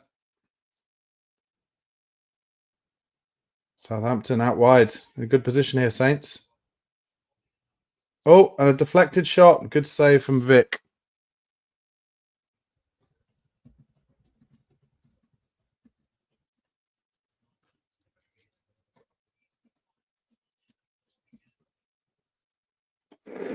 Awkward deflection from Ben Davis. Romero now. Out to Porro. Plays it into Archie Gray's feet. Plays a good ball round the corner. Sarr holds it up nicely in midfield. Gives it back to Porro, who's under pressure, and he's being pressed everywhere here. Oh, he does well to turn his man, though, Pedro. Now, can he find an easy pass? Goes down the line. Start. Bissouma's free. Archie Gray. Finds Ben Davis. Plays it out wide to Audebert. Bit of a heavy touch. Gives it to Archie Gray. Does well on the half turn. Into Romero. And Porro tries one over the top to tell, but he's not going to be able to deal with this. Bednarak gets it back to Ramsdale.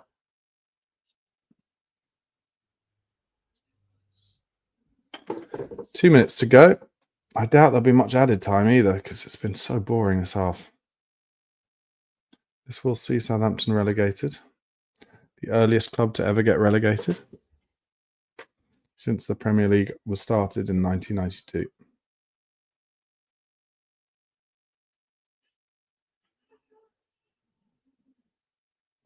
Midfield three at the moment of Sarr, Gray and Bissouma.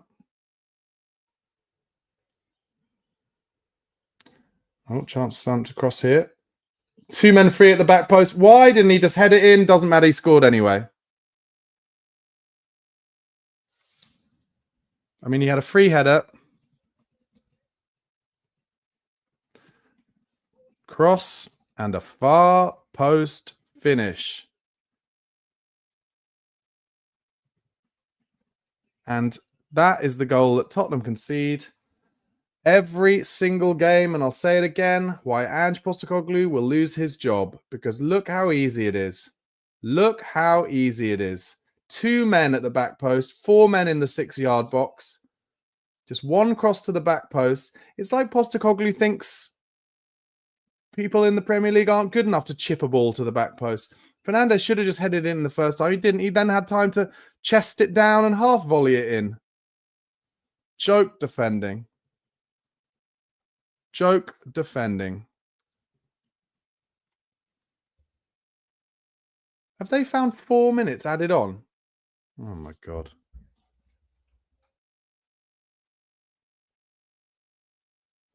$4 minutes. Sometimes you don't get 4 minutes in games that are like full of fouls and stuff in the second half.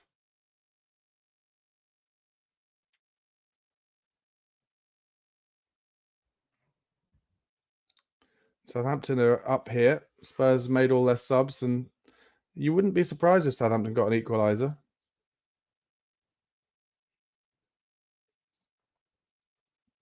Oh, here they come through midfield. Some good football. They're out wide right here. Popping it about here, Southampton. Porro did well there to get ahead of a crossfield ball. Then he gets pushed over.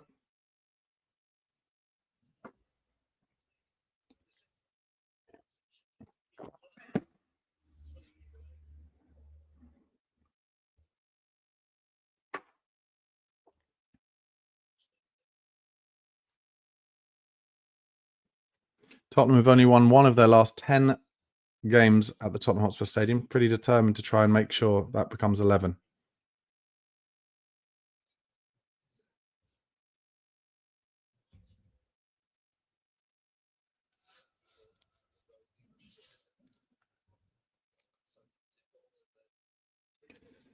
Southampton getting the ball down in their back line. Play it out to Walker-Peters. Being chased by Audebert. And a good block from Spence as they try and get it down the wide right, Southampton.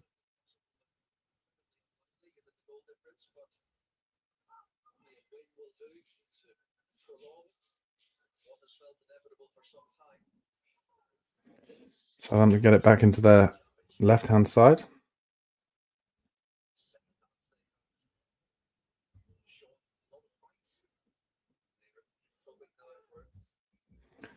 Just less than 2 minutes left as Tottenham in the deep block, just jogging about. Southampton coming through midfield.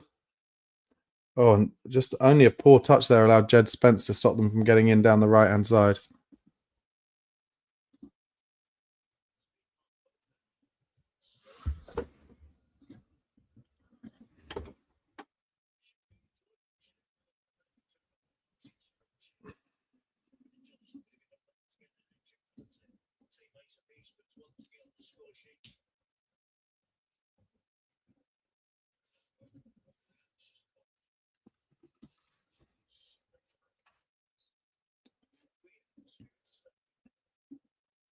Co-commentator saying it's a weird atmosphere at the stadium. Not a surprise.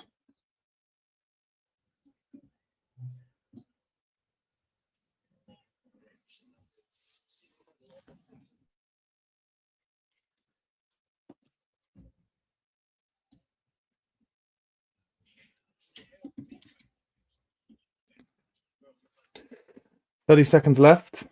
Oh, Archie Gray just fires it straight to Southampton's player, but one high up by Odebear. Tottenham have 3 players forward here. Odebear outside the box, lays it to Johnson. It's his position. Oh, he takes it a bit wide. Oh, and the ref's given a penalty. I thought he got the ball, the Southampton player here, but this could be interesting because if this doesn't get turned round, I wonder if they'll let Johnson take it or maybe Tell to get his first goal. Johnson wants the pen. Johnson wants it. Let's see if he gets the ball here.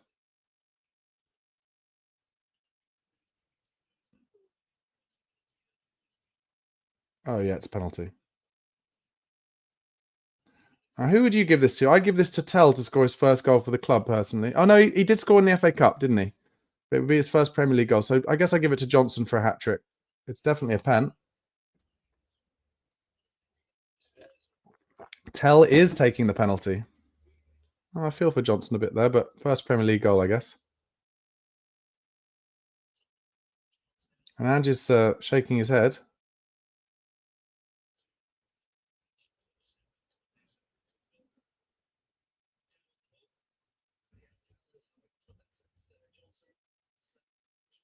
Well, don't miss this now, Tell, because that'll look embarrassing. He's doing one of those straight run-ups.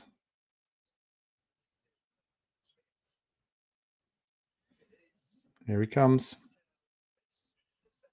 He scores. Well done, Matthias Tell.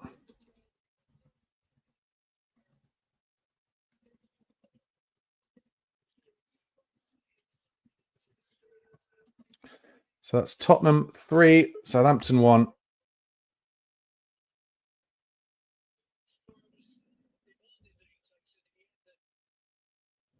I think that's the end of the game. He put it in the middle right corner. Ramsdale went the right way, but too much on it.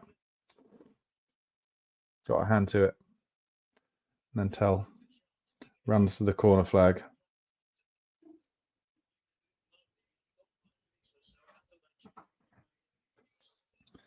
Tottenham 3, Southampton 1. There's still going to be time to just kick off at the end of the game. That confirms Southampton's relegation.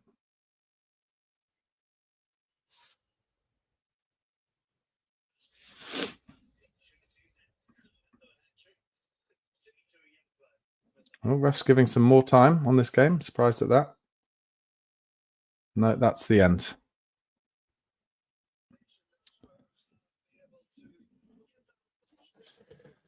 This is my instant match review to the Tottenham Hotspur 3, Southampton 1 game. 2 goals from Brennan Johnson and a last kick of the game penalty from Matthias Tell. Penalty 1 from Brennan Johnson. And if you hear my voice being a little bit low key, it's because I had to just sit through doing a watch along to the second half of that game where it was so unbearably clear that Tottenham dropped their levels by about 50%. Because all they care about, and rightly, I guess, is the Europa League. And Southampton, without a doubt, the worst team I've seen come to Spurs for a fair few years. And although they had the better of the second half, Southampton, and did get a goal in the 90th minute, again, as ever, from a cross that nobody tried to stop, and a back post free. Well, it would have been a free header, but he actually took it down on the chest. So even though they got that goal, Spurs then won a penalty at the other end and get a victory, which confirms, as I said, Southampton's relegation, and probably confirms that Tottenham won't get relegated. Not that they were going to. But I'm just, honestly, I really feel for the people who spent £100 or so to go and watch that game at the Tottenham Hotspur Stadium. Maybe if you were involved in the protests, which looked pretty impressive on social media, that would make it worthwhile for you. But honestly, drudgery. It was drudgery. Spurs had a chance, 2-0 up at half time. Actually, they could easily have been 3 or 4 up at half time, and they had a chance to kind of get a real feel-good factor going amongst the Tottenham fans there. But it was, I guess, a bit of a no-win situation for Spurs, and you just have to win it. But really, just not a lot to go on. Brennan Johnson with 2 really good finishes. Tell gets his first league goal of the season. I'll go through my minute by minute. Anyone who did the watch along with me will know I had a bad stream in the first 25 minutes. But actually, not a lot happened while I was missing it. But Sonny got to the byline in the 8th minute, cut it back for Brennan Johnson. His shot was blocked. Romero had a header from a corner saved by Ramsdale in the 10th minute. And then Bergvall broke into the box and had a shot a weak shot saved by Ramsdale. Dibbling dug a cross out in the 11th minute. Saints should have scored at the back post, but their shot was deflected onto the post from Pedro Porro. Then Brennan Johnson scored in the 13th minute. Jed Spence got to the byline on the left, cut it back for Brennan Johnson, and a beautiful left-footed finish into the top right-hand corner. I do think, be interesting to see what you think. It'll be interesting to see what you think. Let me know in the comments. I do think that Spence should play left back on Thursday night against Eintracht Frankfurt, and Porro play right back. I think they're our best fullbacks at the moment. And I think Spence is more dangerous going forward, and I think he prefers defending from the left as well, because the opposition forward tends to cut in, and that makes him defend on his right foot. Then 26th minute, left foot cross from Porro. Romero should have scored with another head at the back post, but Ramsdale made himself big and saved it with his face. I made a note in the 30th minute, the pace of this game, even in the first half, was like a training game. Then Spurs had a goal disallowed in the 32nd minute. It would have been Lucas Bergvall's first Premier League goal. It was a free kick to the back post, headed back across from Romero. And Bergvall just on the stretch, it seemed like he was trying to control it, but actually it kind of bounced off his laces into the far corner. But it was disallowed after a 5-minute VAR check, which is completely laughable. Then the second goal, 41st minute, Brennan Johnson, beautiful deft finish with the outside of his right foot on the volley after James Maddison and headed ball forward into the box. Then in the 7 minutes of added time at the end of the first half, Fernandez for Southampton had a shot straight at Vicario, and Spence had a chance to really make it 3-0 where he nicked the ball off Tyler Dibbling as he went backwards. And we had 4 men in the box, but Spence pretty selfishly shot when he should have passed. Then, as I mentioned, the second half, honestly, if I made a note saying the first half was like a training game, the second half was like a Legends game. Like, you know, that the pace was like people who haven't played football for 10 and 15 years and put on 20 stone each. 52nd minute, great ball from Madders actually through midfield. Sonny was in on the left, but nobody was with him, so he took it onto his left foot and tried to have a shot, and it was easily blocked. 56th minute, Odebear and Sarr came on for Son and Bentancur. 59th minute, Porro got booked. 64th minute, Solanke made a chance for himself on his left foot, bottom right-hand corner, but saved by Ramsdale. Then there was a very odd piece of play straight after that when Ramsdale and Solanke are both chasing for the ball as it runs out of the box. And Solanke puts Ramsdale under so much pressure that Ramsdale then purposely handballs the ball outside the box. It is out wide, but a chance for Solanke to get the ball back in the middle of the box. But the ref does give a foul, but doesn't give a yellow or red card to Ramsdale. It was a bit odd, but I think because Southampton were 2-0 down, the ref was just trying to be kind. But then Tottenham tried to take the free kick quickly and probably would have scored, but the ref calls it back, which is completely bonkers. Then between that in the 64th minute and the 77th minute, nothing. Vicario made a save in the 77th minute at the near post. 78th minute, Bergvall off for Gray, Maddison off for Basuma. 83rd minute, Solanke had a shot that went wide and over the near post on his left foot. 86th minute, Tell on for Solanke. 87th minute, good save from Vicario from a shot that was deflected from close up. by Ben Davis. Good save. And then 89th minute is where Southampton got their goal. And as I mentioned, just an easy opportunity for them to get across to the back post. And Fernandes could have headed it in first time, but he didn't. He chests it down. That's how unwilling we are to mark the back post. And it just happens time and time again. I said it in the watch-along. I said it against Chelsea. I said it against Fulham. I said it against Bournemouth. This is why Ange Postecoglou will lose his job, because we concede the same chances every game and concede the same goals every single game. It's not good enough in the Premier League. Teams are good enough to chip the ball to the back post. It's as simple as that. And it happened again. And Southampton tried to kind of come forward to get an equaliser, but instead Brennan Johnson won a penalty at the other end. And seems kind of unfair that he didn't get to take that penalty, but Matthias Tell wanted it. And as a result, Tell took it and put it past Ramsdale.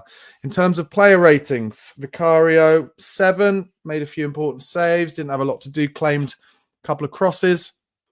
Porro, I think, like I said, I'll give him a 7. I thought he was busy, looked energetic, played his way into the team for Thursday night, I think.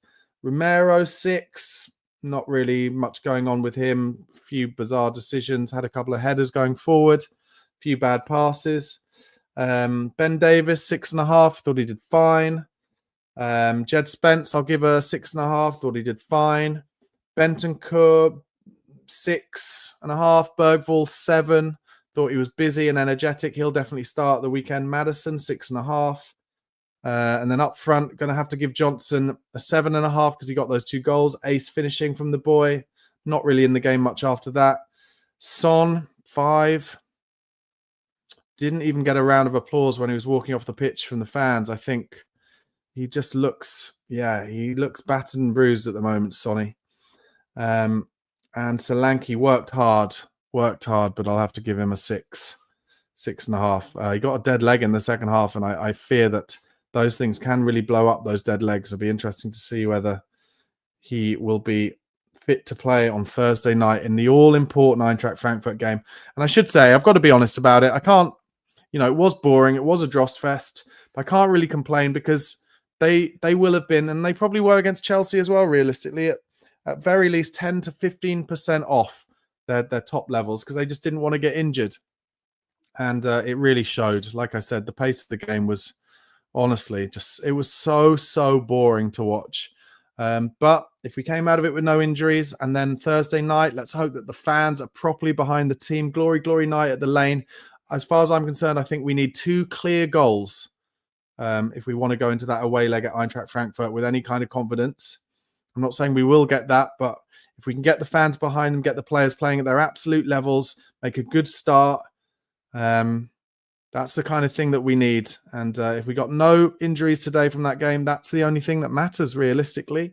That is all that matters. And 3 points, obviously, takes up, I believe, into 13th place in the league. Heady heights for Tottenham Hotspur. Heady heights. But I hate to be negative, and people hate me being negative, but when we concede another goal in exactly the same way, I guess one of the positives is today we did at least score some different goals. The first one was classic Ange Postecoglou, though. Got to the byline and a cutback for Brennan Johnson. But the second one was at least a bit of a different goal from a little bit of a, I don't know, goalmouth scramble, kind of cleared ball from a free kick or a corner, and then a ball headed over and a good finish from Brennan Johnson.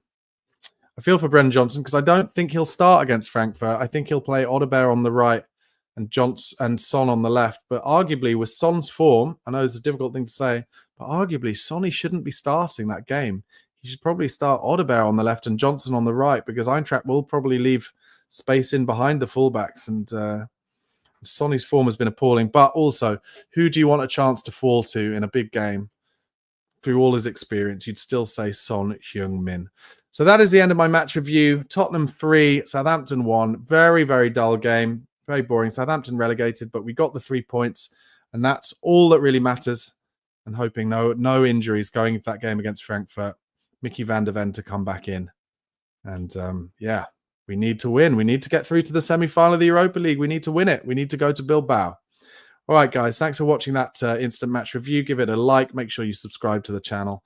And come on, you Spurs.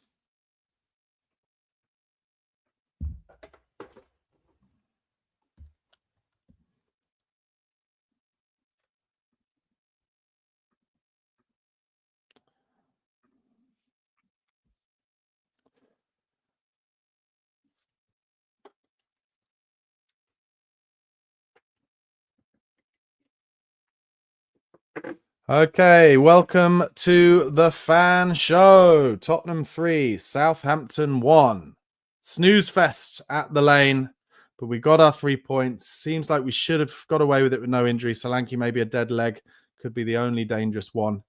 It wasn't a joy to watch, but we got the 3 points. That's all that matters. And now I will be talking to Tottenham fans from all around the world to hear how they feel about it and whether they can add anything in terms of what we just watched compared to what I did. And of course, I'm sure we'll be talking as well about the game coming up.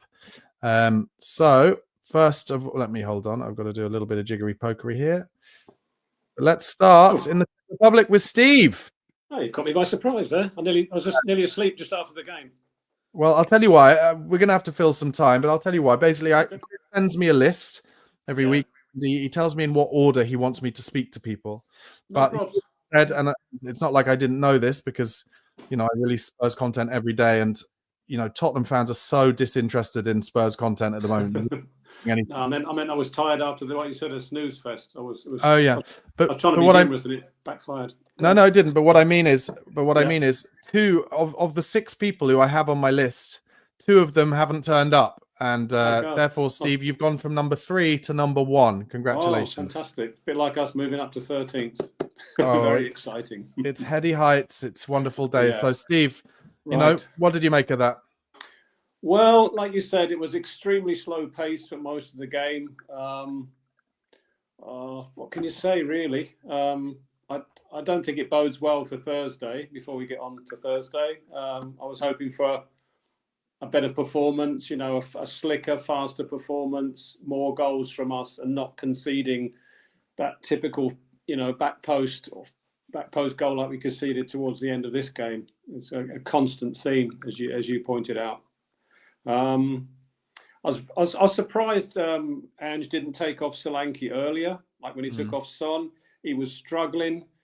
I mean, I know he puts in a lot of he chases back a lot, does a lot of covering. We mention this every game, but I'm sorry, but he lost virtually every 50-50 ball, whether it was in the air or on the ground. His hold-up play was pretty abysmal. When he did get a chance on goal, he made it himself, which was very well done. He didn't actually finish. Keeper saved it. And the second one blasted over into the stands. It doesn't, give you much confidence going in, as I say, to this game on Thursday, which is a must-win game. And as you say, I totally agree, by at least a couple of goals. So, but at least Brendan Johnson stepped up to the plate. They weren't tap-ins. He took his goals very well. And yet again, for me, man of the match for us, if it's such a game you can call, praise someone, Bergvall again. He reads the game so well. He's not a dirty player. He does get stuck in because his timing, the reading of the game is superb at such a young age. We just need 4 or 5 other players like him. There's an intensity about him that a lot of the other players just aren't showing at the moment, isn't there? That's right. Yeah, completely. Exactly. Yeah, there's no intensity. There's no closing people down. As like I said, it was like watching an All-Stars game or a what do you call it? Just people. Yeah, people haven't played for years. The tempo was texting with a friend of mine. I said, you know what's going to happen. If we don't get the third goal and kill it off, they'll get a goal and it'll be nerves. Mm-hmm. I think that's exactly what happened. But it's not difficult to predict because we've done this in the past and even ended up losing. So after being 2-0 up, so yeah, nothing to get excited about. Do you think what I was saying? Do you agree? Do you think that they're holding off 15 to 20% of their desire because they don't want to get injured for these games? Yeah, I totally agree. Yeah, I do think so. They're not, as you say, not a lot of pace on. They're not reclosing people down except Bergvall. I mean, I don't know what the situation with Kulu is, if he's going to be available on Thursday. He's potentially fit for the second leg, but certainly not before. Right. Okay, that's a big shame because he would have come back and injected, as he usually does, a lot of. Is it that easy, do you think, then, for them to just turn it on suddenly for Thursday night if they've been jogging around for a few games? I don't know. But this is the reason I thought it was very unusual and strange that he didn't take off Solanke a lot earlier.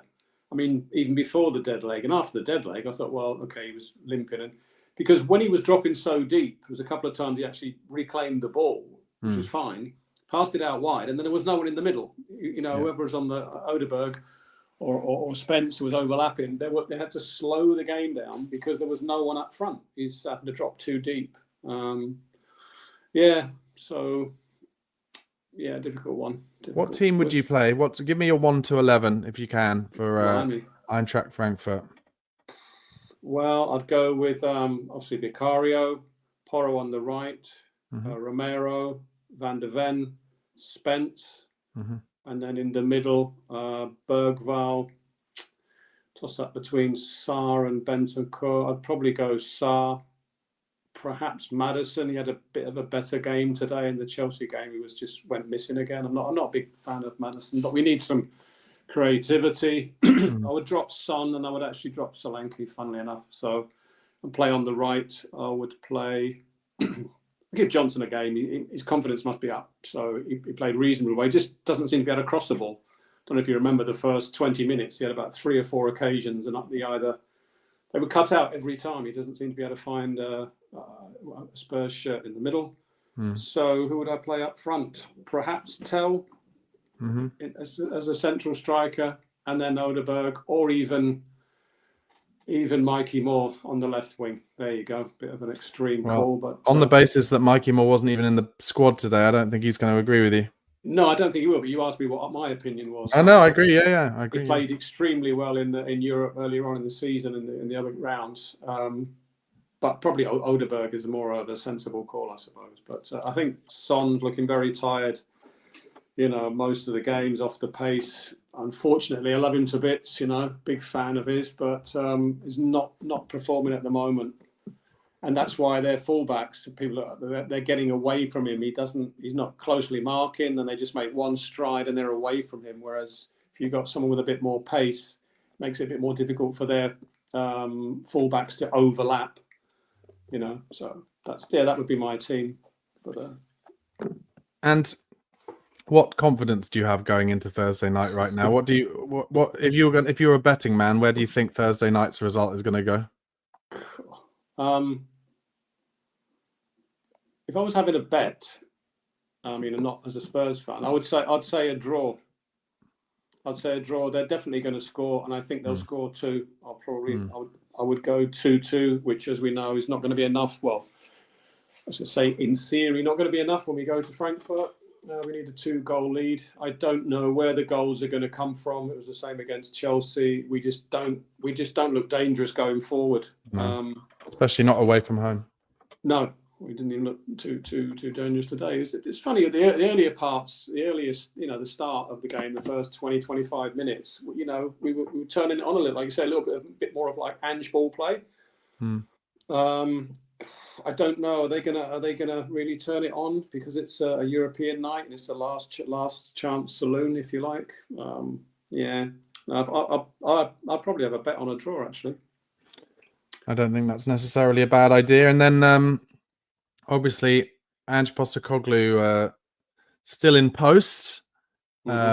He doubled and trebled down on the fact that he was saying that by cupping his ear the other night, he was just asking for more loudness from the fans, which I believe makes him the first person in Premier League history to use the cupping of your ear as a non-sarcastic gesture. Well done, Ange. So where are you at with Ange? Do you think, is there any chance at all he'll be manager of Tottenham next season? Only if he at least gets to the final. If he wins the Europa League, I think they'll keep him on. But it seems to me that the players have sort of not down tools, but then they're not buying into it, or they just can't. They can't play this system. They just can't. It's either the energy levels or the skill level. They don't seem to be able to turn it on. They did at the beginning of last season, but this year. It strikes me that the system is basically all about being able to press and counter press, and that when, for instance, the opposition's fullbacks get the ball from their centre back, that we are right on them, but we never are. We're like 10, 15 yards. Yeah. I'd say even like maybe 2 seconds before Son ever gets out to his man. And by that point, he's got so much space to pass it wide or inside. Yeah. And it just strikes me that you can't try and play Ange's way unless they're going to be right on it all the time. And I guess all we can hope is that, for 6 months now, they've been like, oh, well, we're only going to try in the Europa League. But I wouldn't say that the Europa League performances have been so good to make me believe that either. No, I was at the last game. Not that it makes any difference, and I will be there on Thursday. I must say I did buy obviously tickets and hotel and flights and stuff well before the last few games. Kind of wish I hadn't now, but I'll support the team until they're out, obviously. And as far as Ange goes, I mean, I'm not really with him, to be honest. I wish him well because it means the team do well in terms of that we continue in the tournament. But like you, I just don't see it now. I just think I'm really not looking forward to the game. It's like with trepidation, you kind of anticipate we're going to get ripped a new one, or because it will be so embarrassing if we play like we did today. I'm quite convinced that Frankfurt will put at least 3 past us, and then where do you go from there? But if we play extremely well and still draw, there's still hope. But if we play poorly and just kind of nick a draw, then I think we're going out. So, what are your thoughts on the protests today? I don't know if you saw any of the social media videos and stuff like that. I did a little bit. I did look at it before. I had to do some other things before the game came on. Yeah, I understand that completely. I mean, I take my hat off to all the fans up and down the UK. Obviously, I don't live there. I've only paid out for a couple of games, and they pay their hard-earned money to quite often watch some abysmal football and strange decisions and some weird behaviour from the manager in the last few months. So I understand that, but I understand that their protests are mainly about Levy. And I totally agree, because a lot of it stemmed, although it was going on before the Pochettino days. I do feel that Levy was at fault there with that 18-month window of not buying any new players for Pochettino after he got us to the Champions League final, and obviously got us to second in the league, third in the league, fourth in the league. Did really, really well, and then he was let down completely. So I blame Levy for that. So I totally agree with them. I totally agree with the fans protesting against Levy, and I think it's. Do you think Levy will listen to any of this and change anything, or it'll be just water off a duck's back, though? I don't think so. I don't think someone like that is really interested in what the minions are doing, or the fans, whatever. I don't know how he looks at them, but I don't think he really listens to them. Somebody like that, not at all. No. Yeah. I don't think he'll step down. Steve, thank you so much. Yeah. Okay. I think it's more likely that he'll accept a buyout or something. That he'll sell the club. I don't think he'll ever step away. I can't see it. Yeah. All right. Okay. Well, Steve, thanks again for being a big part of the show. Enjoy the game on Thursday night. Maybe you can be good luck. I hope so. Very hope so. All right. Tottenham. Cheers, Barnaby. Thanks for having me on the show. Bye-bye. Okay, next up, over to Portland in the USA, and Scott. How are you, Scott? What did you make of that game today? Oh, you're on mute, Scott. I think your sentiments hit it nail on the head for me. I just couldn't get that up, although I think you were a little too down. You should say, hey, at least we scored. We should be scoring. But you can't fake it, though, can you, Scott? That's the thing. You can't fake it. Yeah, but still, you're the host of this massive show of 6 people. So I don't know. I don't know. I didn't even get mad today, not a single time. And that first half was just so typical. It reminded me of Leicester City. And I mentioned that in the chat. Dominant. But absolutely, you couldn't even see a goal coming. And that one we got is so Brennan Johnson. I just can't believe how he does that perftly. And he even played defense today. So there was something to celebrate. He almost never plays defense. Yeah, he was a little more. He ran a little more. I felt he was more energetic than I'd seen. Like he'd had a good rest. Were there any other positives from the performance today? Lucas Bergvall, maybe? Yeah, Bergvall. I think he really pushed it forward. He looks to attack.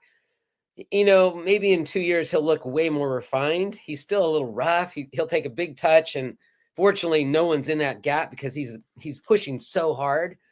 But you can just see it that he gets this whole notion, go forward. And a lot of those players don't seem to really feel that. Brennan, I think, today was really going forward. And that one where Matters headed it and he scored, that was a rare goal for him where he was in the mix and he saw that coming. I feel too often he's just passenger. And then all of a sudden he turns up with that same goal almost every time. Yeah, it was at least the second one was at least a different goal. And the first goal, like you said, he makes that out to in run really well, but it was a brilliant finish on the left foot as well. You got to give credit where credit's due. Do you think he's done enough today to play himself into the team on Thursday? I can't even imagine it. I feel, how often has he gone 90 minutes? And my feeling is the only reason Andrew would do that is if he's not planning to start him on Thursday. But, Son, everyone says, I really love Son. I've always loved him. But, he is so off the boil. So often he'll drive down that left wing, pull it back, look for the pass to Matters. So often. I mean, we're so tedious. I mean, watching them go backwards and sideways. I yell at my computer and my wife's like, my dog freaks out. But man, we're so do that. And the second half, that was the big problem. I actually just went and walked my dogs. I left it going and figured I probably wouldn't miss a single thing, and I didn't. You didn't. Let me ask you a difficult question. If we lose at home to Eintracht Frankfurt in the first leg, so with the second leg still to come, is there any way that Levy sacks Postecoglou and tries to bring someone in to get a boost for the second leg? I've been trying to figure that out. I've been trying to figure out what is Levy's plan. There is no way you can play the football that Ange has been playing and keep your job for the next season. Yeah. And I've been saying to myself, that Europa is the only thing he's got. And I was thinking that if he tied or lost, would he being Levy, risk bringing in a temporary manager for the second half of the Europa? I don't think he would, because sacking Mourinho did not win any more fans over right before the EFL Cup. And I think he knows, I mean, even though everyone says, oh, Levy's this and Levy's that, I don't think we know who Levy is. And I don't think he's going to repeat that mistake. I mean, I think even if we think Ange, if they're not playing for Ange, I think it's more a question that they just can't play that system in the Premier League. I mean, the notion that you can always run to the byline, cut that ball back to 45 degrees, and someone's going to finish it. I mean, how often have we seen that? We've seen it a lot with Brennan, but who else? Dominic is not that kind of guy. I don't know how many goals he's gotten that way, but maybe 2, 3. He's more like, give it to him in the air, give it to him in tough space in the box. And we almost never do that. It's so frustrating. So I don't think Levy will replace him if we lose or tie. I think he's going to stick it out Europa, and if he fails, then I'm sure. I think I don't know. Were you just someone just said Levy will take a package. I think Ange might, not say, okay, I deserve whatever you owe me before I leave. I think he would probably almost negotiate it at this point. Maybe. I think what'll definitely happen is, listen, I think Levy actually listens to the fans maybe more than he should, or certainly to a corner of the fan base, because what he's done previously is, sack managers at the first sign of bad form. And a lot of fans have been frustrated with that and said, the cycle starts again. You always sack them at the same time. Well, this time he's gone completely the other way and held on to Postecoglou for far too long. And so now he'll be like, well, it doesn't work your way either. So from now on, I'll just be exactly who I have always been. Possibly. I think he knows that I don't know what his assistants are like. And I think that's the biggest problem with Ange. He just seems like an island every game, every press conference. I mean, you mentioned it, I don't know when, but you mentioned how his press conferences, he kind of wins you back over a little. Yeah. But he is not winning me back over anymore. It's just, and so I don't know what his assistants are like. So there's no way. I don't think Levy would go with Ryan Mason again. I think he would go with that. He'd probably go with that guy. I don't know. Matty Wells. Matty Wells. He's the second in command. Yeah. Yeah, and since they're not all loyal, except maybe what is his meal, I think they're all just gonna go. Mason may stay. I don't know. I don't think he wants to risk it. Okay, just before I let you go, I'm going to ask you for a prediction for our game against Eintracht Frankfurt at home on Thursday night. Oh God, this is what I hate when Chris does this, the prediction thing. I think we're actually gonna win it, that game. And I don't think we're gonna win it convincingly. It might be a 2-1 or a 1-0. I'd probably say a 2-1. Okay. And then we'll go back there, and I'm not gonna be a negative Ned and just say, oh yeah, we're gonna lose, because I feel like that's just so reactionary with this comment thing. Just it's so negative. I mean, and that's what I appreciate about you. You don't really go that negative. Yeah, you don't get excited about the goal, but truly, I did not get excited either. I watched that goal go in, and I was like, oh. I was pretty negative against Chelsea. Oh, I couldn't even watch it. I teach here in the You did the right thing. Never went back and watched it. You did the right thing. Okay, so you say we're gonna win. Good news. All right. Well, listen, thanks for being a part of the show, and let's talk after that victory on Thursday night. Okay. Cheers, Scott. See you ya. later. Bye-bye. Okay, next up is Stu. How are you, Stu? Hey. You're right, Barney. Yeah, doing well. I'm happy. How's things for you? You feeling a little bit better? I'm Slightly? a little bit like apathetic about today. Listen, the thing that I'm really grabbing onto is, are the players feeling as apathetic as I am in the Premier League? And if so, fine, but you've got to bring it on Thursday night. Yeah, absolutely. I'll be there on Thursday as well, and I can't wait. I'm nervous as hell, but I can't wait. We've got to go and take it with both hands. We need the fans to come again, as they did against Alkmaar at home. I thought that was probably our best home atmosphere of the season, where, in my opinion, sorry for the lighting, by the way. It's all right. It looks quite artistic. It's really bright outside, and it makes me look a lot darker, which is probably a good thing for everyone watching. Were you at the Alkmaar game then? No, I wasn't at the home game for Alkmaar, but at least as much as it came across on telly for that one, I thought it sounded a lot better. I've only been to a few home games this season, but yeah, I'll be looking forward to Thursday. I think we can do Frankfurt. I've watched them. Stu, sorry to interrupt, but do you think that this group of players have what it takes to deal with the pressure of having to play their best in these one-off games suddenly? I mean, I know they're two-legged games, but do you know what I mean? Like, where it's like all, because if we lose by 3, then it's done. I mean, unfortunately, we could ask that same question of the last 17 years. True. And the answer is no. I've got to believe, but I'm an eternal optimist, and I'm a bit of an old school fan, or at least in my eyes, I believe in backing the players, backing the manager to the hilt until they're not there anymore. Of course, I have my opinions on who I prefer or don't think are doing a good job, but my attitude is back it all the way, be as positive as possible. And of course, it hurts like hell, when you see poor performances, poor results. There's a lot of context to look at. I do believe that, but we're kind of past that at this stage of the season. At this stage, we just got to go for it.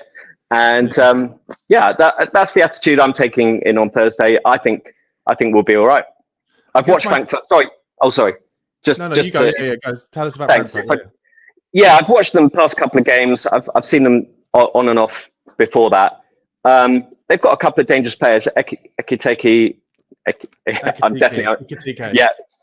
He's definitely a dangerous player, although very kind of a little bit. What's the word? Kind of inconsistent in and out. Yeah, blows hot and cold, but he's definitely got talent, and they've got some good players. But we can definitely match them in terms of ability. As you say, the danger is, can we match them in terms of attitude? And that's where it will be won or lost. Okay. I guess the thing for me trying to stay positive about, the amount of pressure we basically put on ourselves for this one tournament is, it's kind of never happened before that I can remember, which is like, actually maybe since 1991, actually, which is when Spurs won the cup in 1991. Throughout that entire cup run, the pressure was so huge because Tottenham were going bankrupt. They needed a sale. They needed to sell Paul Gascoigne to stay afloat. And at the same time, Venables, was trying to find someone to buy out Irving Scholar, who was the chairman at the time, and ended up doing the deal with Alan Sugar. And it was basically deemed in the press as, Spurs have to win the cup or they might go bust. Well, this is the first time maybe since then where there's been something so single-minded where it's like it's all this one tournament, and the entire kind of short-term future of Tottenham Hotspur as a club, as well as Ange Postecoglou as a manager, will all come down to whether we can do that. Now, people might be screaming at me, well, what about the Champions League? It's different because in the Champions League final year, we were also fighting to get into the Champions League through the league.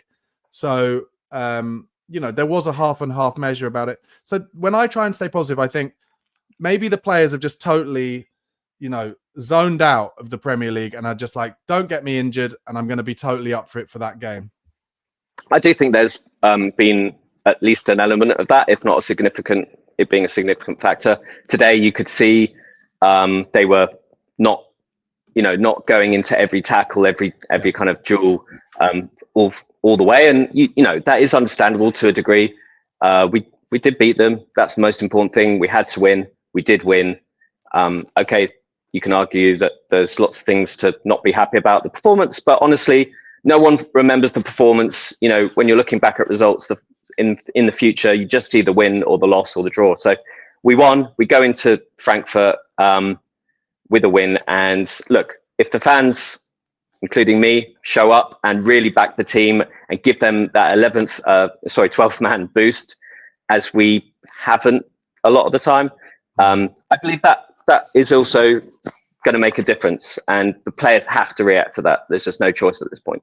I need to ask you, Stu, about our captain, Sonny. Where do you stand with him on Thursday?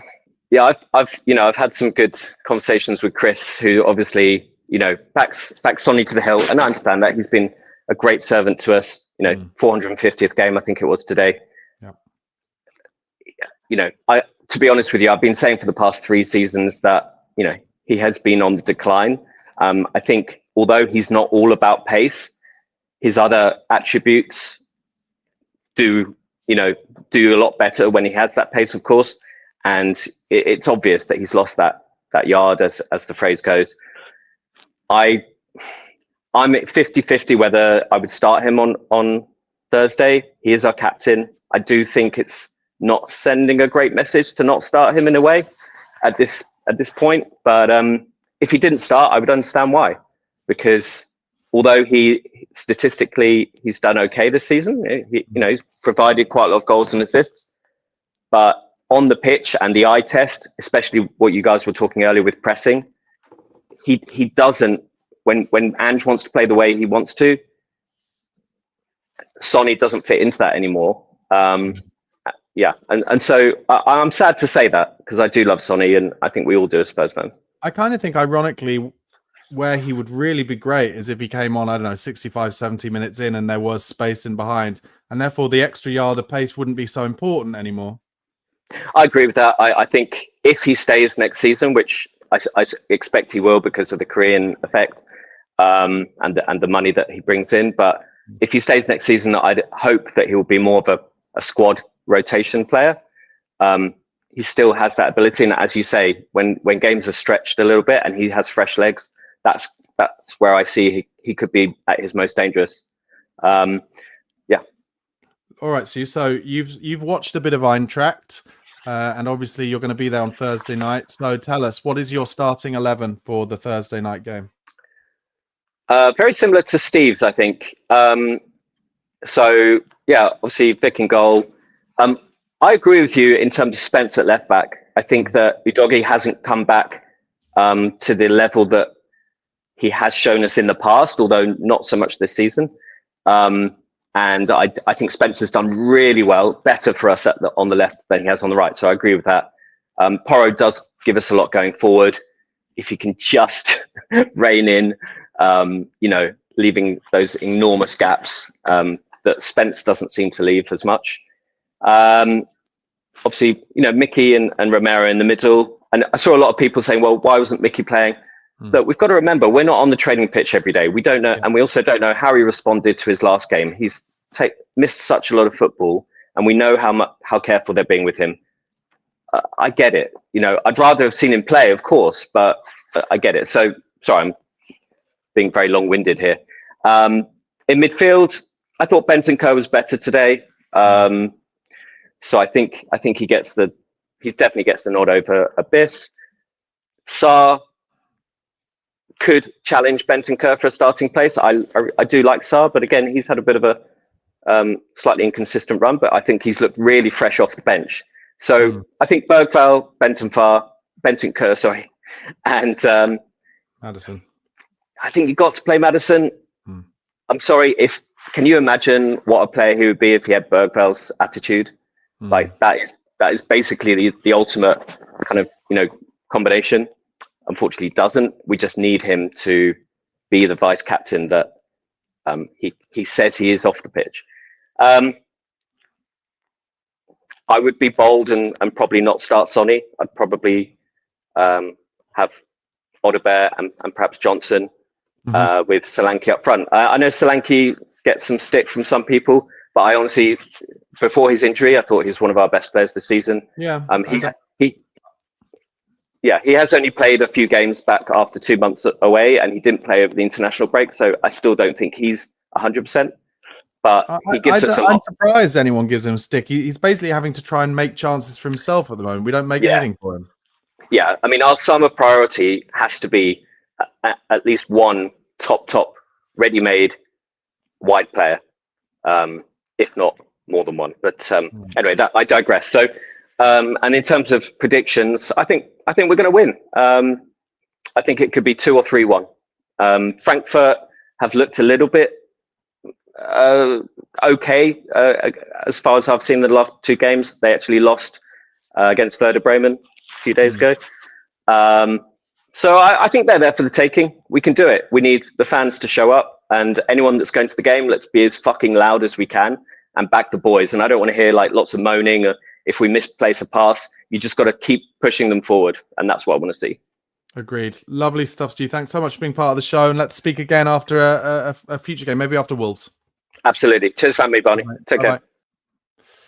Okay, next up, over to Margs. Steve in Margate. How are you, Steve?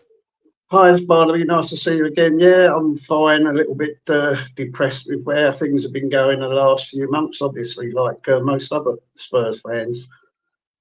Has 3 points today dampened your depression at all? Not really. I was quite inspired, actually, by the first half. We seem to not be playing so many square or backward passes, and we actually got some crosses over. We don't, considering we played 2 wingers, we never seem to get enough crosses over. I mean, my opinion is even a bad cross has to be defended, and they put pressure on the defence. And I just wish we would cross more rather than backpedaling and coming through the middle as we do. I bet Dominic Solanke wishes we'd cross more as well. Who impressed you? Who impressed you for Spurs today? Well, Bergvall did. He impresses me every game. He didn't seem 100% fit the last game, but we're fortunate, I think. People keep going on about the injuries, but if it weren't for the injuries, Bergvall, Gray, and even Spence probably wouldn't have been getting half the matches that they are. True. And them 3 have been our best players. True, but is that not something that also doesn't look good on Ange? Yeah, well, Ange he's a strange one. I've always backed Ange. I've always been of the opinion, especially when our forward declined, that it's going to take 2 to 3 seasons before we start improving. But it does annoy me. He just will not engage with the players during the game. He just goes up and down the touchline with his hands in pockets, shaking his head. And not only that, he doesn't engage with his coaches. I mean, I can't remember the last time I've seen him discussing tactics with the coaches. I mean, most games, a team will go a goal down, and you see the manager, the team discussing things like with their coaches. He just doesn't seem to do that for some reason. No, he's quite unique when it comes to that side of it. Do you're a bit of an older fan like me? Do you envisage any situation which Ange Postecoglou is still the manager next season? The only way he is I strongly believe if we win the cup, if we win it and we're in Europe next year, that is progression. However, if we get knocked out, we haven't progressed in the 2 seasons he's been with us at all. In actual fact, we've probably gone backwards. So it's 50-50. And not only that, who are we going to get in? You know, there's a lot of managers that I don't think will come to Tottenham, whether it be because we're not in Europe or because they're scared of leaving, not investing or backing them. I think it's going to be very hard to get a decent manager in, to be quite honest. So I've been saying the whole time that if he wins the Europa League, then of course, you know, give the man a statue and he can stay. One thing though, you know, just as a caveat to that, which I find difficult to imagine, is we win the Europa League and then we play our first game at home next season and we're playing, I don't know, someone who comes up, maybe Sheffield United or something, and then we concede in the first 10 minutes a goal where they get a cross in that nobody tries to stop and we don't mark the back post, which is the goal that we concede every game. Or the, you know, if we don't concede a goal from it in each game, we certainly concede about 3 of those chances. And the goal today against Southampton was just laughably bad, where the guy can just dink in a cross because no one's trying to stop it. It happened a few times. Dibbling did it once in the first half as well. And then Fernandes at the back post doesn't even have to head it in because he's got so much time. He can chest it down and half volley it in. And I have to say, that's where I think that's the only way where I would worry. Sorry to interrupt. But that's the only place where I would worry that it would be a bit like Ten Hag, because yeah, sure, we'd be in the Champions League. Yeah. But if we keep conceding that goal over and over again, and opposition analysts know, you know, that's how easy it is to score against us, then it's going to be like Ten Hag, and we'll lifted a trophy, but he'll end up getting sacked in October and our season will have gone. Exactly. I mean, what is clearly obvious, I mean, we've got 3 or 4 world-class defenders, but they're not world-class as a unit. No. Therefore, we need someone to coach them. You know, we need better coaches, or Postecoglou's he's got to get involved more. I'm hearing that he hardly takes training these days and leaves it to the coaches. But it's all very well. We've got really good defenders if they can't defend. Yeah, Eric Dyer said in an interview that Ange doesn't really do any tactics at all. I mean, I hate to bring up people from them lot down the road, but can you imagine? Can you imagine Tony Adams, Lee Dixon, and Nigel Winterburn turning in their respective graves, even though they're not dead, seeing how many goals we concede from crosses at the back post? It's like George Graham, the ex-Spurs manager, actually, he would be just, you know, so frustrated. And I find myself getting frustrated. And listen, I don't want to go back to the days of Jose and Antonio Conte and where it was so defensively boring, but also just can't concede the same goal every single game. Exactly. And I've got to say, the goalkeeper don't help out. I mean, I was brought up with Ray Clements, Pat Jennings. They used to come out with one hand, catching a cross. And gone are the days where goalkeepers seem to actually control that penalty area and take control of the ball and cross and keep them with their hands. Everyone's just patterning it out, and it just puts us under pressure straight away. So I don't know why goalkeeping has gone down that route, because every goalkeeper seems to do it in the Premier League. Yeah, it's the continental style. Okay, mate. Well, listen, thanks so much for being a part of the show. What's your prediction for Thursday night? Well, I'd love to say I think we'll win, but I'm a bit of a realist. With our defence and our midfield, I think we're going to lose 2-0. 2-0. Listen, if he loses 2-0 on Thursday night in that first leg, do you think Levy sacks him before the second leg? Possibly. I'm not sure. I think he's in the mix of managers and he's not getting a very positive reaction. But I don't think it will. I think he'll stick to him to the end of the season so he can negotiate with whoever he wants coming in. Okay. All right, mate. Thanks a lot for being part of the show. I really appreciate it. Have a good one. Pleasure. Take care. Bye-bye. And over to John, who's been very patient. Thank you so much, mate. How are you feeling after that 3-1 win today? Yeah, not bad. I expected it before a ball was kicked. 2-3-0 win, to be honest. Southampton. But yeah, it's nothing more than what I expected. Did anyone impress you particularly today? Yeah, Bergvall, but he does that every game. He impresses me. He's really growing. Yeah, that's sort of about it, really. I think first half, obviously, a lot better. But I think really we were sort of going through the motions. Again, players, got one eye on Thursday. Have you ever seen a worse team come to the Tottenham Hotspur Stadium than that Southampton team? Nah, definitely not. And with the, I've been Angie in all season, and I still want him in.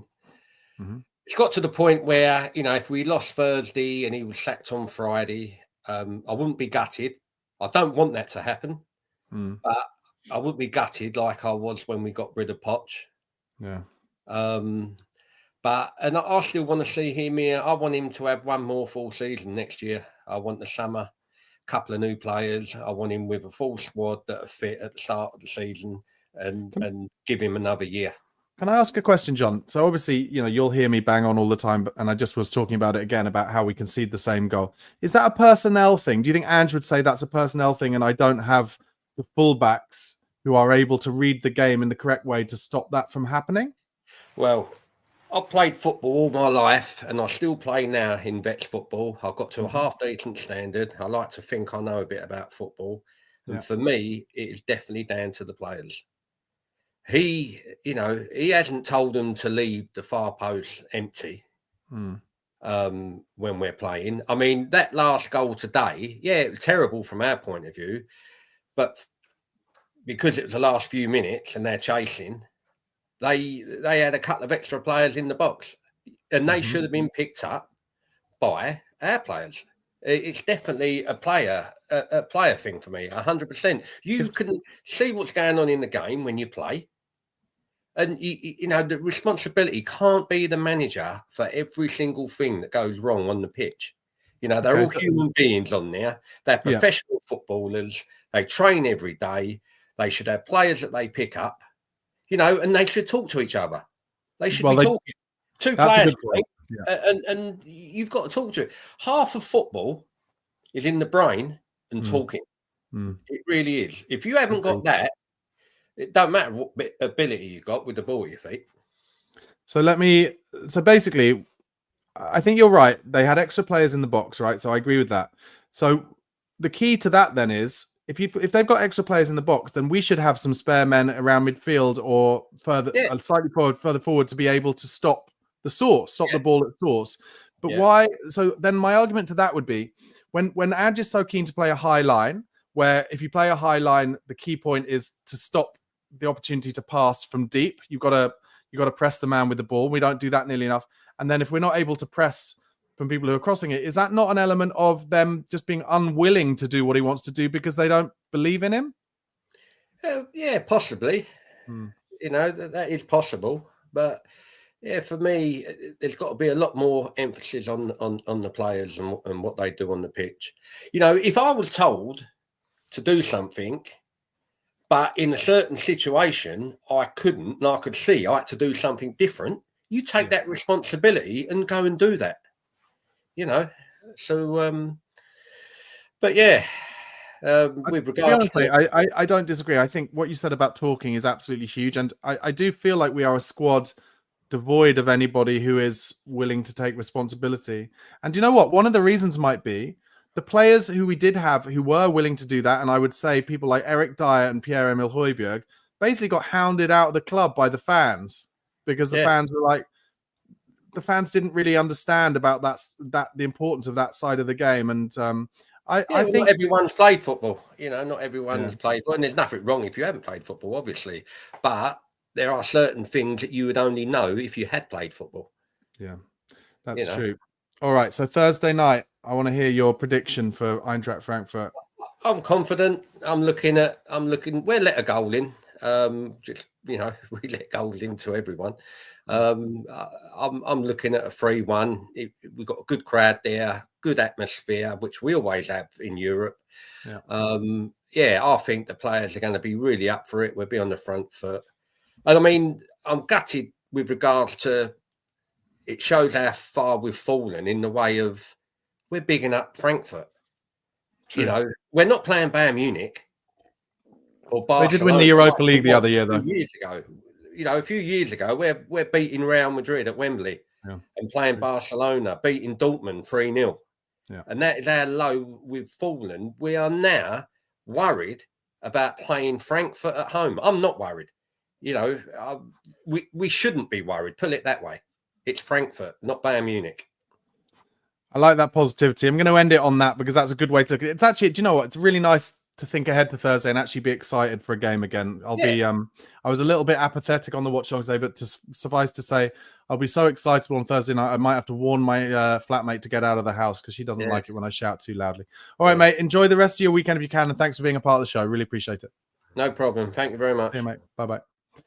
Okay, guys, that is the end of the fan show. If you'd like to appear on a future episode, email tottenhamfanchris@gmail.com. That's tottenhamfanchris@gmail.com. It's really important to this channel that we give everyone a voice, particularly those from around the world. So wherever you're from, please do get in touch.